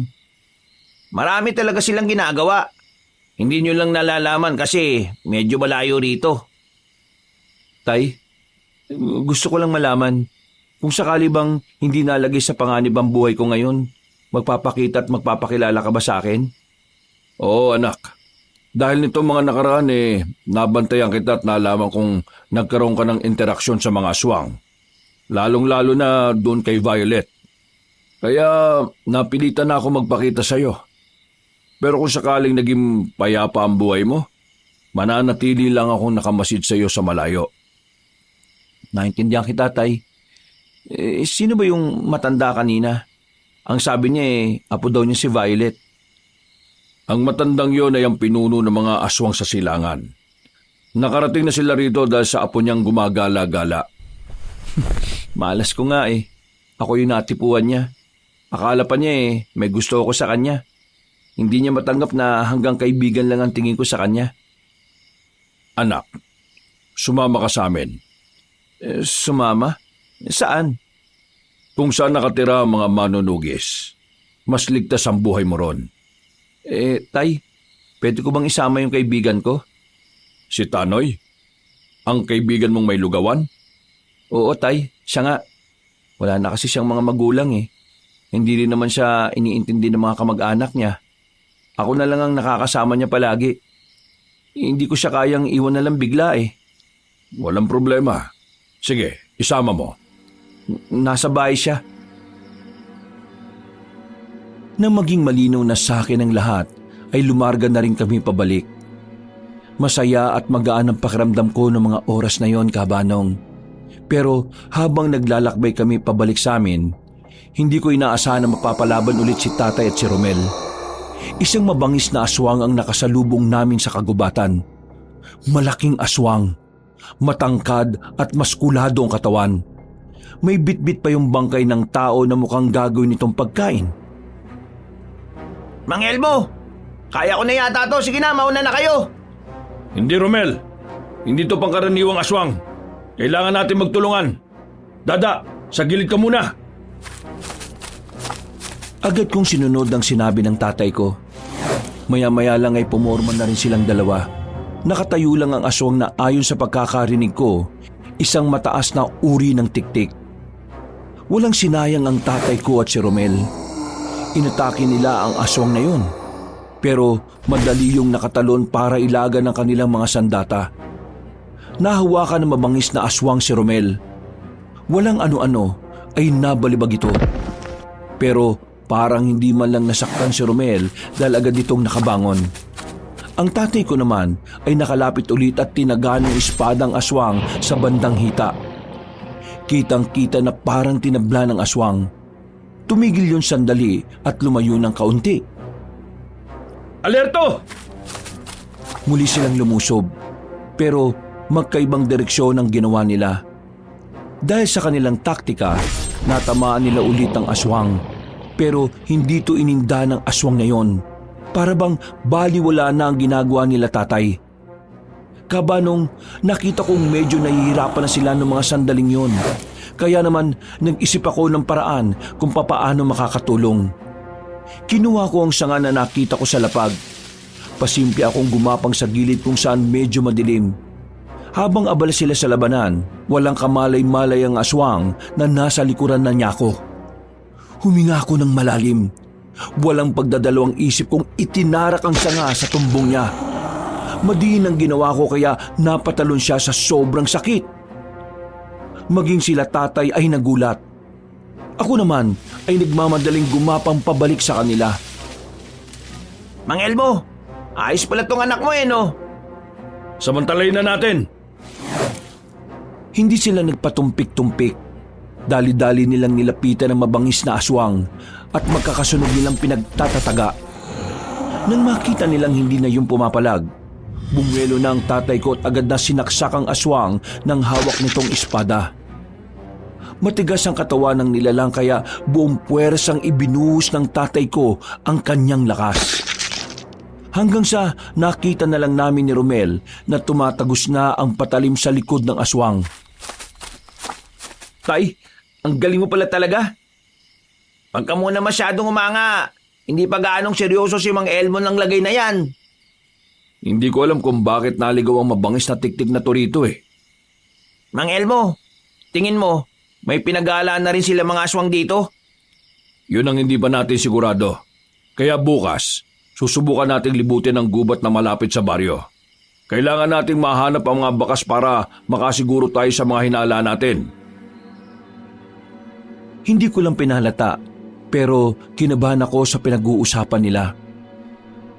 Naiisip ko pa lang kasi na maraming aswang sa baryo namin, kakaibang kilabot na ang nararamdaman ko. Hindi naman ako duwag na tao, pero hindi ko rin alam kung anong magagawa ko para makatulong kina Tatay at Romel. Nang masigurong wala nang ang aswang, nilisan na namin ang lugar na yon. Nakabalik na kami sa bahay. Pagdating namin, inabutan naming masarap pa rin ang tulog ni Tanoy.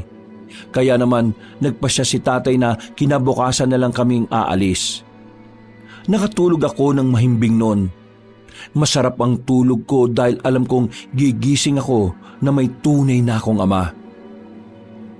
Bandang 7:00 ng umaga, nabulabog ang masarap kong tulog nang marinig kong sumisigaw si Tanoy. Ginising niya ako at pilit na bumangon. Pre, gising! Uy! Oo, ano ba kasi yun? May tao sa sala nyo. May mga patalim silang mahaba, pre. Sino mga yun? Papaslagin yata ako ng mga yun eh. Buang, si tatay at si Romel yun. Ha? Tatay mo? Oo, nagbalik na si tatay. Tumungo kami sa sala. Inabutan namin doon si tatay at si Romel na natatawa na lang. Napapakamot na lang din sa ulo si Tanoy. Bigla na lang tumakbo pabalik eh. Wala naman kaming ginagawa. Akala niya siguro, pupugutan namin siya eh. Naglilinis lang naman kami ng sandata namin. Nagtawanan na lang kami ng mga sandaling yun, kabanong. Maya-maya lang ay sabay-sabay na rin kaming nag-almusal. Parang yun ang unang pagkakataon ulit na naramdaman kong may totoo akong pamilya. Mabilis na lumipas sa mga oras. Dumating na rin ang gabi. Nasabi ko na nga kay Tanoy ang pag-alis namin at pumayag din naman siya kaagad. Kung kailangan naman talaga, kailangan sumakay. Saka pa wala ng masasakyan. Kapag linggo kasi, maagang nagarahe yung mga driver. Wala naman na tayong magagawa, pre. Laari na lang natin. Malapit lang naman ang terminal ng jeep eh. Gano'n na kayo katagal magkaibigan ng anak ko? Nung kailan lang ho. Pero madali kami nagkasundo kasi marami kaming napagkakasunduan. Akala ko po ba, lagi niyong binabantayan si Dada? Bakit hindi niyo po alam? Kung sa bagay, may punto ka naman. Pero nitong mga nakaraan kasi, marami-rami din akong inasikaso. Kaya medyo nawala ako ng oras na bantayan si Dada. Hindi nagtagal, natanaw na rin namin ang terminal ng jeep. Kahit na gabi na ay dagsa ang mga tao doon. Kinailangan pa namin pumila sa dami ng pasahero. Habang naghihintay, nagpaalam na muna ako na iihi. Nagpasama na lang ako kay Tanoy. Habang naghanap kami ng maiihian, bigla ko na lang naramdaman na may tao na sa gilid ko.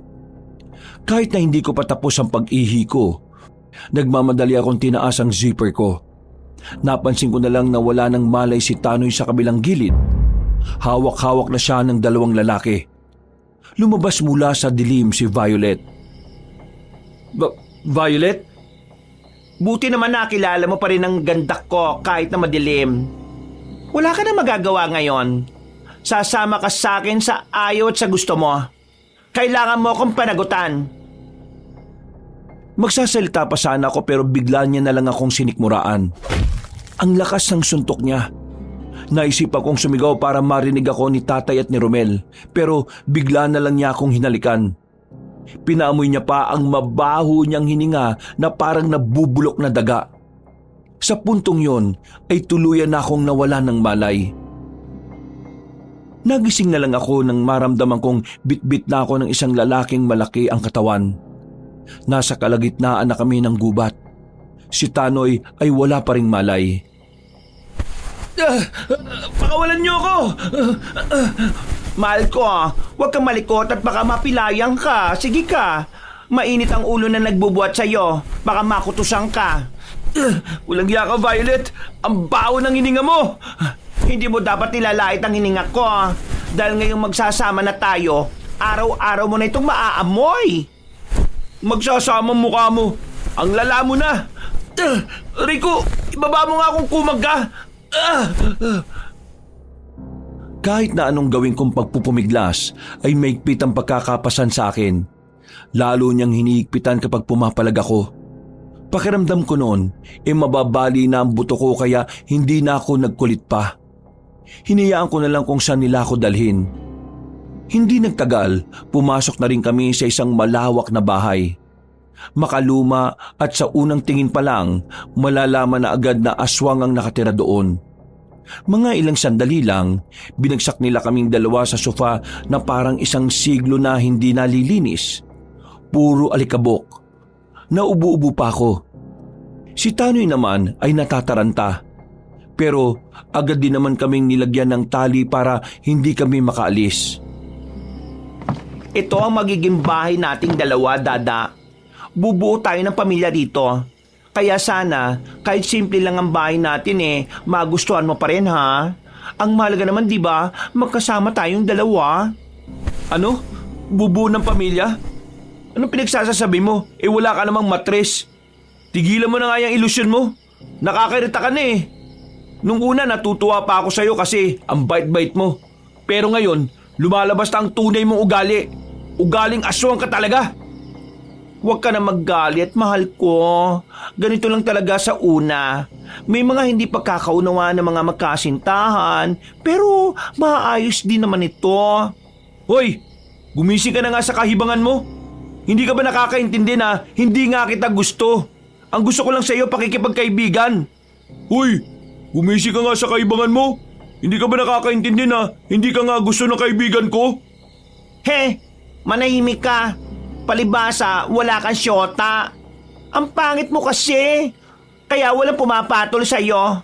Alam mo kung bakit si Dada ang una kong napansin kesa sa'yo? Kasi mas gwapo siya at mas may dating siya kesa sa'yo. Hindi kagaya mo na para kang kulang sa buwan nung ipinanganak. Aray ko, sakit mo naman magsalita. Kaya nga manahimik ka na lang.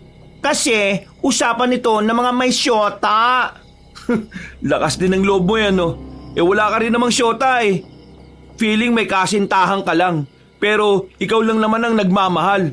Ikaw lang naman ang nakakaalam na may syota ka. Boom! Masakit yata yun ah. Ikaw ang nagpapatunay na totoong nababaliw ang mga aswang. Kasi kahit na alam mong wala akong nararamdaman sa'yo, patuloy mong niloloko ang sarili mo eh. Kahit na magnas ako ng buhay dito, malabo magkagusto ko sa'yo. Hindi dahil sa bakla ka kundi dahil sa pagiging bulok ng ugali at dahil na rin sa isa kang aswang, isa kang salot. Sa sinabi kong yon ay nakita kong nanggigil siya. Hindi niya matanggap na hindi ko siya papatulan. Kaya naman inalis niya ang pagkakagapos sa akin. Hinuwakan niya ako sa damit at hinila papasok sa isang kwarto. Wala akong palag sa kanya. Babaeng itsura niya pero ramdam na ramdam ko ang pagkalalaki sa lakas niya. Binalandra niya ako sa kama. Nanlilisik ang kanyang mga mata. Sa ayot sa gusto mo, ako ang mamahalin mo. At kung kinakailangan na idaan ka palagi sa pwersahan, gagawin ko! Unti-unting pumangit ang mukha niya, Kabanong. Bigla yung kumulubot. Nagkaroon din siya ng malalaking muscle. Ang nagpatindig din ng balahibo ko ay ang dila niya na mahaba. Matulis ang dulo at lumalabas-labas pa sa bibig niya. Napasiksik na lang ako sa sulok. Ano gagawin mo sa akin? Kung hindi ka makukuha sa pakiusapan, kukunin kita sa pwersahan. Ang inin mo ang katawan ko, dada! Ha? Tanga ka ba?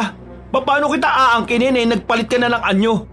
Okay ka na nga kanina nagpalit ka pa ng muka. Ay, pasensya ka na ha. Nagiging ganito ako kapag sobra ako nasasabik Unti-unti niya akong ginapang. Nang nasa bandang paanan ko na siya, ay biglang nagbukas ang pintuan. Pumasok ang matandang babae. Nasa pagkakaalam ko ay Aling Minda ang pangalan. Agad na napaalis sa ibabaw ko si Violet. Napatakip na lang din ng mata ang matandang babae. Lola naman nandun na kami. Pagsasaluhan na sana namin ang pagmamahalan namin kung hindi ka lang sana pumasok. Ikaw naman kasi, hindi ka naman naglalak. Ano ba kasi yun? Storbo ka naman. Bago mo lawayan ang isang yan, kailangan na muna natin siyang basbasan. Isang malaking kasalanan sa ating Panginoon na makikipagtali ka sa tao nang walang basbas na mga paring aswang. Hoy, nakakainis. Bakit ba kasi kailangan pa ng mga ganyan-ganyan Pinagbigyan ka na nila sa gusto mong magkaroon ng mapapangasawang tao. Kaya sana naman, sumunod ka rin sa mga tradisyon at kultura nating mga aswang. Oh, narinig mo naman siguro ang lola mo. Matuto kang sumunod. Bumuntong hininga na lamang si Violet ng mga sandaling yon. Wala siyang magawa kundi makinig sa lola niya. Nakahinga naman ako ng maluwag. Kahit papaano, nailigtas ko pa ang dangal ko bilang tao. Lumabas silang dalawa. Mga ilang sandali lang agad na rin kaming kinuha ni Tanoy. Dinala nila kami sa chapel na itunuturing nila. Hindi yun kalayuan sa bahay ni Violet. Naroon na rin ang iba pang mga aswang. Ang mga suot nila ay parang sa normal na pari din, pero kulay itim naman ang sa kanila. Bakit pati ako babasbasan? Hindi naman ako ikakasal Huwag niyong sabihin na ikakasal ako sa matandang to. Manahimik ka! Akala mo naman papatulang kita. Ipapakain kita sa mga sigpin. Parang ikaw pa talagang lugi Sinasabi ng tumigil ka Nasa harapan na tayo ng Panginoon namin. Kailangan kang basbasan din dahil gagawin ka naming alay sa Panginoon. Alay? Pre, huwag ka nang maingay.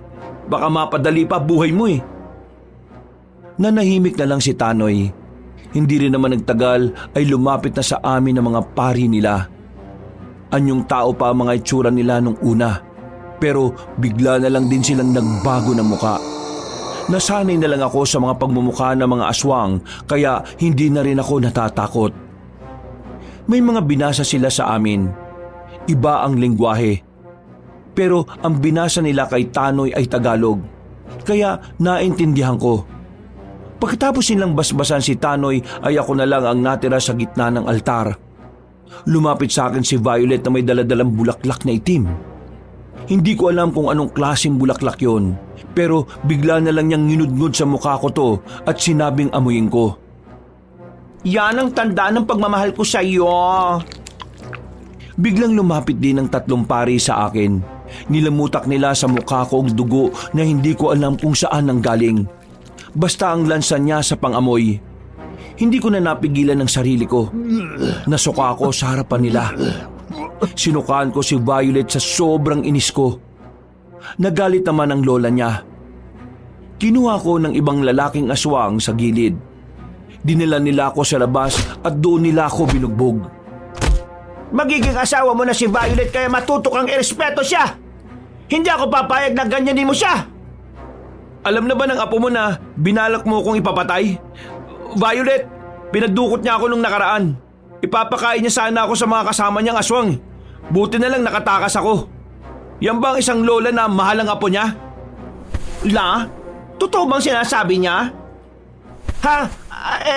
Ano kasi, oo o hindi lang ang gusto kong marinig na sagot. Totoo ba ang sinasabi niya? Oo, totoo yan. Gusto ko lang naman kasing turuan siya ng leksyon sa ginawa niyang panloloko sa iyo. Turuan ng leksyon? Paano kung napatay mo siya? Ano na mangyayari sa kwento ng pag-ibig ko? Wala na. Magiging malungkot na ang beauty kong ito. Apo, pasensya ka na. Pero kailangan ko talagang gawin yon.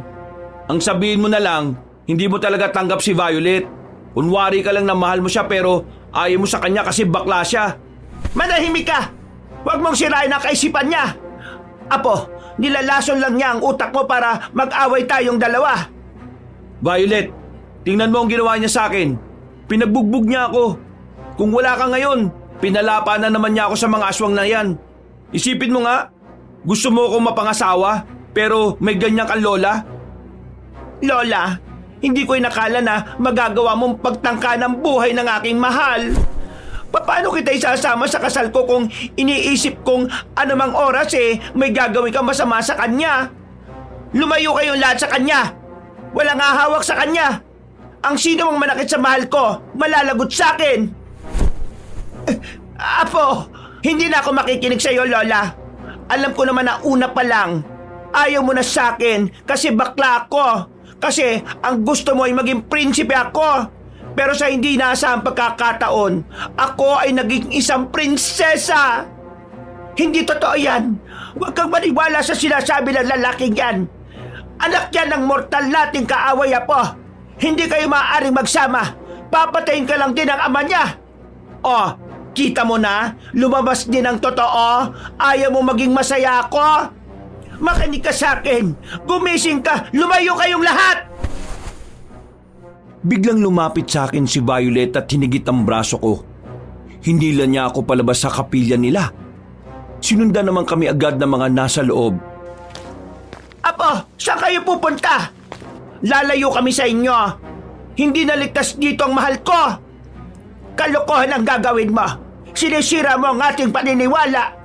Wala na akong pakialam sa paniniwala ninyo kung ang magiging resulta ay pagkawala ng taong minamahal ko. Tara na, mahal ko. Iiwan na natin sila rito. Ay! Paano ako? Bahala ka sa buhay mo. Hindi naman kailangan ng bantay na aso, no? Grabe ka naman. Isama niyo na ako. Magiging alay ako rito eh. Baka naman pwede nating... Hindi!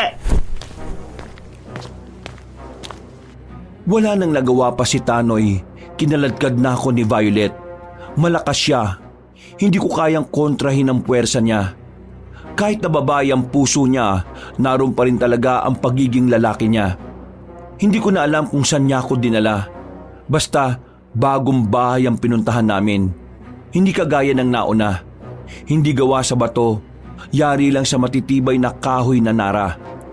Pinapasok niya ako sa loob. Hindi na niya ako tinalian. Sinarado niya ang lahat ng pwede kong malabasan. Anong lugar to?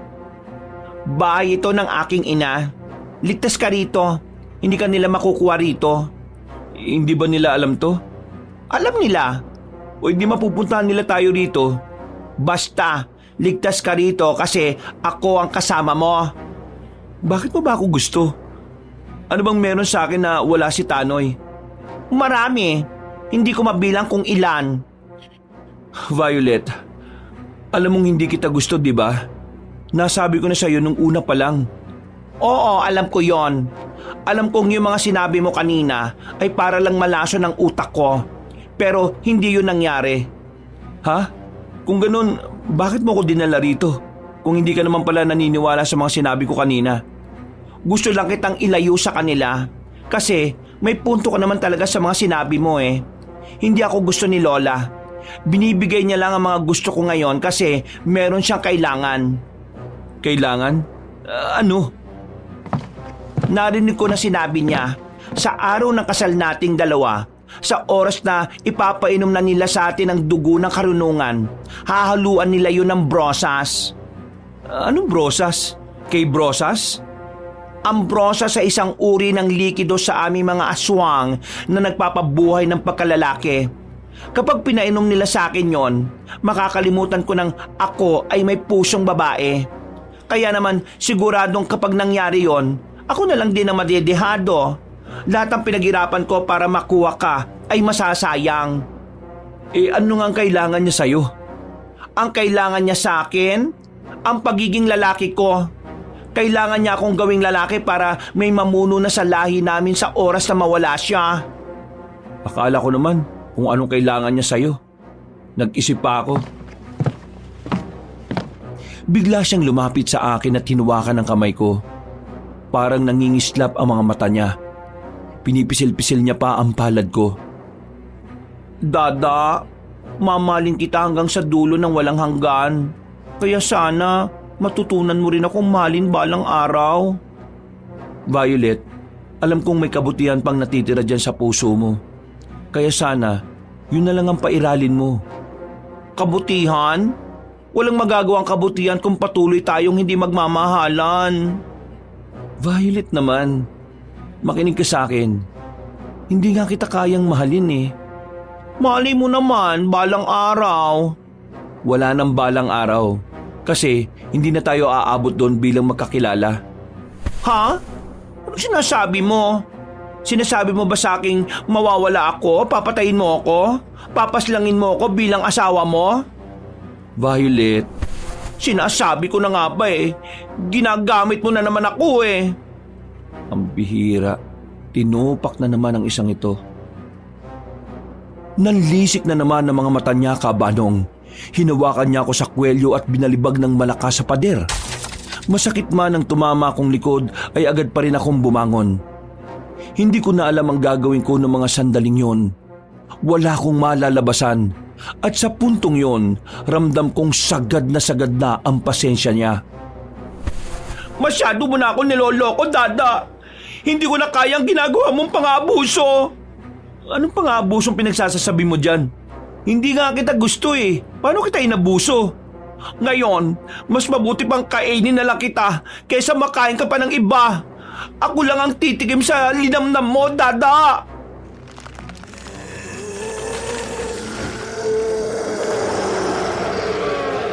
Unti-unti na siyang nagpalit ng anyo bilang mabangis na aswang. Alam kong kasunod noon ay lalapain na niya ako. Buti na lang ay nakaisip agad ako ng magandang paraan. Mahal kita pero natatakot lang ako. Sa sinabi kong yun, biglang nagbago ang ihip ng hangin. Bumalik sa dati ang itsura niya. Nakita ko na lang nang ngumiti siya ulit. Pero sinamantala ko ang pagkakataong yun. Nung lumapit siya sa akin, sinipa ko siya sa pagitan ng kanyang mga hita. Natatakot ako sa mukha mo! Habang namimilipid siya, tumakbo ko papunta sa kusina. Kukuha sana ako ng patalim pero nakita ko may bintana doon.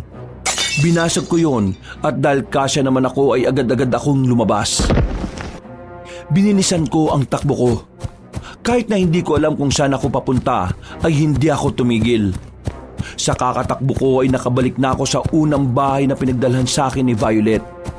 Nilagpasan ko yon, pero laking gulat ko nang biglang nasa harapan ko na siya kaagad.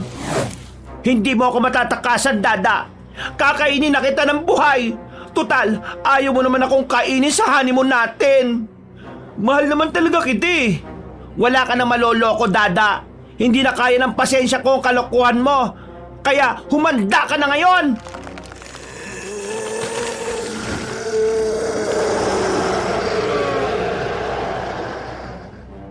Akmang lalapit na sana siya sa akin pero bigla na lang may tumarak na palaso sa kanang dibdib nito. Napatigil si Violet. Pagtingin ko sa likuran, dumating na pala sila Tatay at Romel. May mga kasama na rin silang manunugis. Pasensya na anak. Kailangan namin pabayaan kang madukot nitong aswang na ito para masundan namin kung saan ang lungga nila. Ibig niyo sabihin, ginawa niyo akong pain? Oo, parang ganun na nga. Pero mamaya ka na mainis.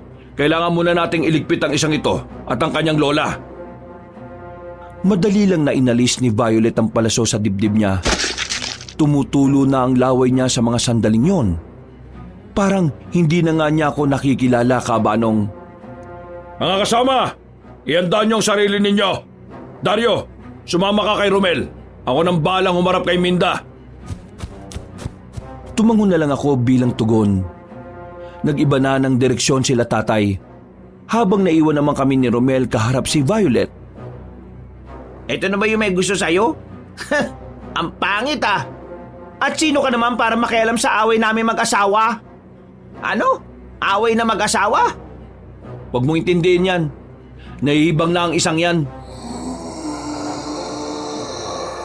Hindi nagtagal, gumapang na rin ng mabilis si Violet papunta sa amin, na parang wala itong galos na tinamo dahil sa palaso. Sinubukan niya akong dakmain, pero humarang si Romel gamit ang itak nito. Hinataw niya si Violet ng itak at tinamaan naman yun sa bandang leeg. Pero parang walang pakialam si Violet. Patuloy pa rin yun sa kanyang pag-atake. Parang hindi yun nasaktan. Kaya naman gumawa na rin ako ng paraan para matulungan si Romel. Nang muling lumapit ang aswang sa amin, sinuntok ko siya sa muka. Pero sa halip na siya ang masaktan, ako pa ang nakaramdam ng sakit dahil sa tigas ng kanyang pagmumuka. Aray! Ang tigas ng mukha mo! Dito kaya! Biglang binayagan ni Romel si Violet. Namilipit si Violet sa ginawang yun ni Romel, kaya ako naman ang umatake. Sinapa ko siya, pero sa pagkakataong yun ay nagbaka sakali ako sa panga. Ang kaso nga lang, pati panga niya ay matigas. Para akong napilayan ng mga oras na yon. Hindi niyo makukuha sa akin ang mahal kong si Dada! Mangisay-ngisay si Violet at naglabas pa ito ng malapad na pakpak. Tila muli itong nagkaroon ng lakas. Nang lumipad naman yon palapit sa amin, ay nakailag kaming dalawa. Dintik na aswang to ah! Nagkaroon pa tuloy ng pakpak! Mukha na tuloy siyang paniki! Pwede ba mamaya ka na magbilo? Patawa-tawa ka pa, baka mamaya ay mamatay tayo. Huwag ka mag-alala! Sisiw lang to! Sisiw ang putik. Di nga natin matamaan eh. Tumayo ulit si Romel. Bumuntong hininga na muna siya at saka ngumiti. Para siyang siraulo. Hindi ko maintindihan kung bakit parang ang saya-saya niya pa sa nangyayari. Nang muling lumipad palapit sa amin si Violet, hinataw yun ni Romel na malakas. Nung una, akala ko hindi niya tinamaan. Pero nakita na lang namin si Violet na biglang sumadsad sa lupa. Pagbangon niya, tumatagas na ang dugo mula sa leeg nito. Hindi to maaari! Hindi ako pwedeng mawala! Paano ka na, mahal kong Dada? Huwag ka mag-alala! Ako nang bahala kay Dada! Ikaw, magpahinga ka na! Anong sinasabi mo? Ikaw na ang bahala? Aagawin mo sa akin ang Dada ko? Magiging mag-asawa na kayong dalawa habang wala ko? Isa ka palang kabit! Sabi ko naman sa'yo, siraulo yan eh. Buti na lang talaga, hindi kayo nagkatuluyan eh, ano? Kasi kung nagkataon, pangit magiging anak ninyo. Baliw ka ba? Pinagsasabi mo dyan. Hindi nagtagal, bumagsak na rin sa lapag si Violet. Nakilang ulit pa siyang umubo. Nakatingin pa siya sa akin bago tuluyang pumikit ang mga mata. Kahit na papaano, naawa ko sa kanya. Pakiramdam ko kasi may kabutihan pa rin naman sa puso niya. Pero mali lang talaga siya ng pagkakaunawa sa salitang pag-ibig. Marahil hindi siya naturuan ng tamang kahulugan kung papaano magmahal. Tara, puntaan na natin ang tatay mo. Nagsisimula na ang labanan doon. Tumakbo kami paalis. Pagdating namin kina tatay, nakita naming magkaharap na sila ni Aling Minda. Sa puntong yon, nakita kong sugatan na ang matandang aswang. Pero patuloy pa rin itong nakatayo. Tay, ayos ka lang? Oo, ayos lang naman ako. Anak mo palang manlolokong yan! Manloloko? Hindi ganyan ang anak ko. Apo mo ang nag-iilusyon. Pinirahan niya ang apo ko! Tinanggap niya ng tinanggap ang mga pinapadala tapos bigla niyang hindi pananagutan? Hoy, huwag kang gumawa ng imbento ha. Binalik ko sa kanya ang lahat ng binigay niya. Si Violet ang masyadong mapilit kahit na ayoko sa kanya. Ayaw mo sa kanya kasi bakla siya. Sira ulo. Ikaw ang may ayaw sa kasarian niya, no? Hindi ako. Kaya ko siyang mahalin kung talagang siya ang para sa akin. Pero hindi yun ang nangyari dahil hindi siya ang para sa akin. Kahit na ano pang sabihin mo, manloloko ka pa rin. Pinagpalit mo ang apo ko kay Whitey. Sinong Whitey? Aso yun ng kapitbahay natin, Tay. Itigil niyo na ang kaibangan na to. Kung ayaw niyong sumunod sa apo ninyo. Sumunod sa apo ka? Bakit? Anong nangyari sa apo ko? Eh di nagpahinga na. Pinagpahinga ko na para hindi na siya mapagod pa. Anong ibig mo sabihin? Wala na ang apo ko? Oo, wala na. Tigok, dead ball, dead na siya. Mga walang hiya talaga kayo. Mga walang puso. Pagbabayaran niyo ang ginawa niyo sa pinakamamahal kong apo. Magbabayad kayong lahat. Inumpisa na ng matanda yon ng pagpapalit ng kanyang anyo. Napatras kaming tatlo nang makitang tila tumatangkad siya at lumalaki rin ang katawan. Parang kagaya niya si Violet. Ang pagkakaiba nga lang nila, mas malaki ang katawan ni Aling Minda. Maging ang ibang aswang ay napatigil nang makita nila ang kanilang pinuno na nagpakita na ng tunay nitong anyo. Humanda kayo sa akin. Hindi ko hahayaan na makalis kayo ng buhay rito. Anak, lumayo ka muna. Kami nang bahala ni Romel dito. Sigurado po kayo, Tay? Kung makatanong, akala mo masasapak niya yung aswang eh. Sige na anak, sumunod ka na lang sa akin. Pumunta ako sa gilid para akong bata na nanonood sa mga nangyayari. Hindi nagtagal, biglang umatake na si Aling Minda. Nakailag si Papa. Sumunod naman si Romel. Nang magkaroon ng pagkakataon si Romel, tinaga niya ang matandang aswang. Ang kaso nga lang, hindi naman tinamaan si Aling Minda. Kahit na medyo lumaki at bumigat ito, ay nagawa pa rin naman itong makailag. Pero si tatay, nakita kong kalmado lang siya. Wala sa kilos niya ang kaba. Kinabahan na lang ako nang makitang tumilapon si Romel palapit sa akin. Oh, ayos ka lang Romel? Oo, sanay na akong binabalibag. Kaya huwag ka mag-alala. Pero tingin ko, hindi ko na kailangan tumulong kay Mang Elmo eh. Anong hindi na kailangan? Nakita mo naman kung gaano kabangis yung matandang yun, di ba? Mahina siya. Ramdam ko sa pagbalibag niya sa akin eh. Kung malakas siya, dapat hindi na ako makakabangon ngayon. Pero tingnan mo ako oh. Parang ang saya-saya ko pa. Pinagtuunan ko na lang ng pansin si tatay nung oras na yon. Sunod-sunod niyang inatake si Aling Minda pero iniilagan lang niya. Hindi man lang siya nagkakaroon ng galos. Parang nilalaro-laro lang ng tatay ko ang laban na yon. Dahil doon ay naging panatag ang kalooban ko. Napaslagin kitang matanda ka! E di uunahan na kita. Tumakbo ng mabilis ang tatay ko para salubungin ang aswang. Nakailag si tatay pero nagawa niya itong tagain sa dibdib. Gumewang-gewang si Aling Minda. Pero kahit na ganon, ginawa pa rin ito ang makakaya para palagan si tatay. Ang kaso nga lang, hindi na gustong tumagal ni tatay ang laban na yon.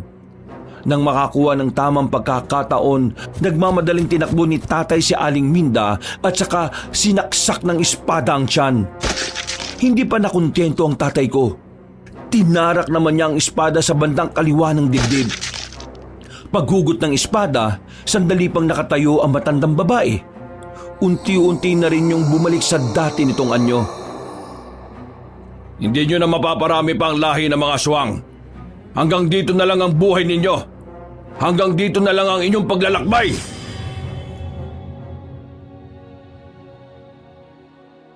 Wala nang salitang lumabas pa sa bibig ni Aling Minda. Tuluyan na itong nalagutan ng hininga. Agad naman kaming lumapit ni Romel. Napakbay na lang ako sa tatay ko ng mga oras na yon. Maya-maya pa, bumalik na rin ang mga kasama nila. Natalo na rin nila ang mga aswang. Pre! Pre! O Tanoy, buhay ka pa bala? Pambira naman tanong yan oh. Akala ko naman nag-alala ka sa akin. Siyempre, nag-alala ako sa'yo. Pero alam ko naman na hindi ka mamamatay kasi matalino ka. Isa ka ba nagtago? Sa silong lang naman ng mga bahay. Kung ano-anong ebak nga ang nahawakan ko dun eh. Ito amuyin mo. Pwe! Ikaw talaga! Magugas ka nga ng kamay mo, kadiri ka! Nang masiguro nila tatay na wala ng lahat ng mga aswang, nilisan na rin namin ang lugar. Kinaumagahan na kami nakabalik sa baryo namin dahil nagpalipas kami ng gabi sa gubat. Pagbalik namin sa bahay, saktong inabutan namin si Tatay Kaloy na may daladalang gamit na kinuha pa sa loob. Nagtataka yun nang makita kami.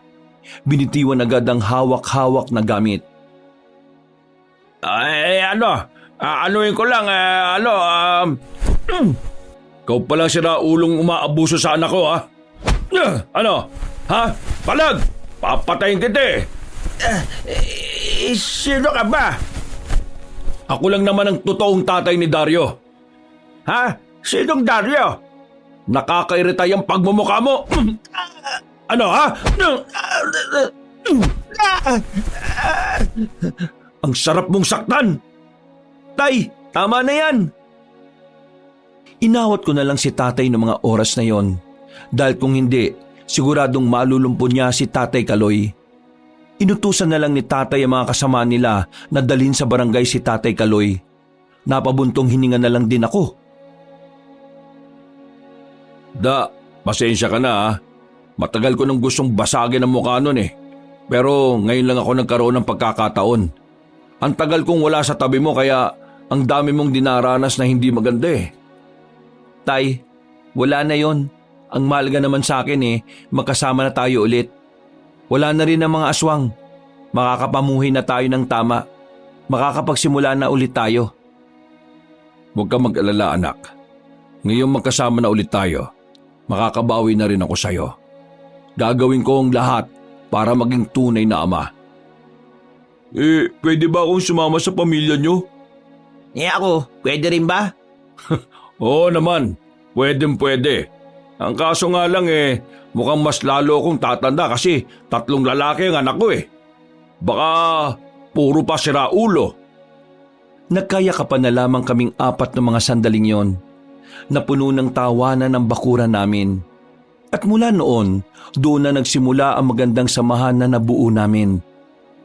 Kabanong wala na akong mahihiling pa nung magbalik ang aking ama.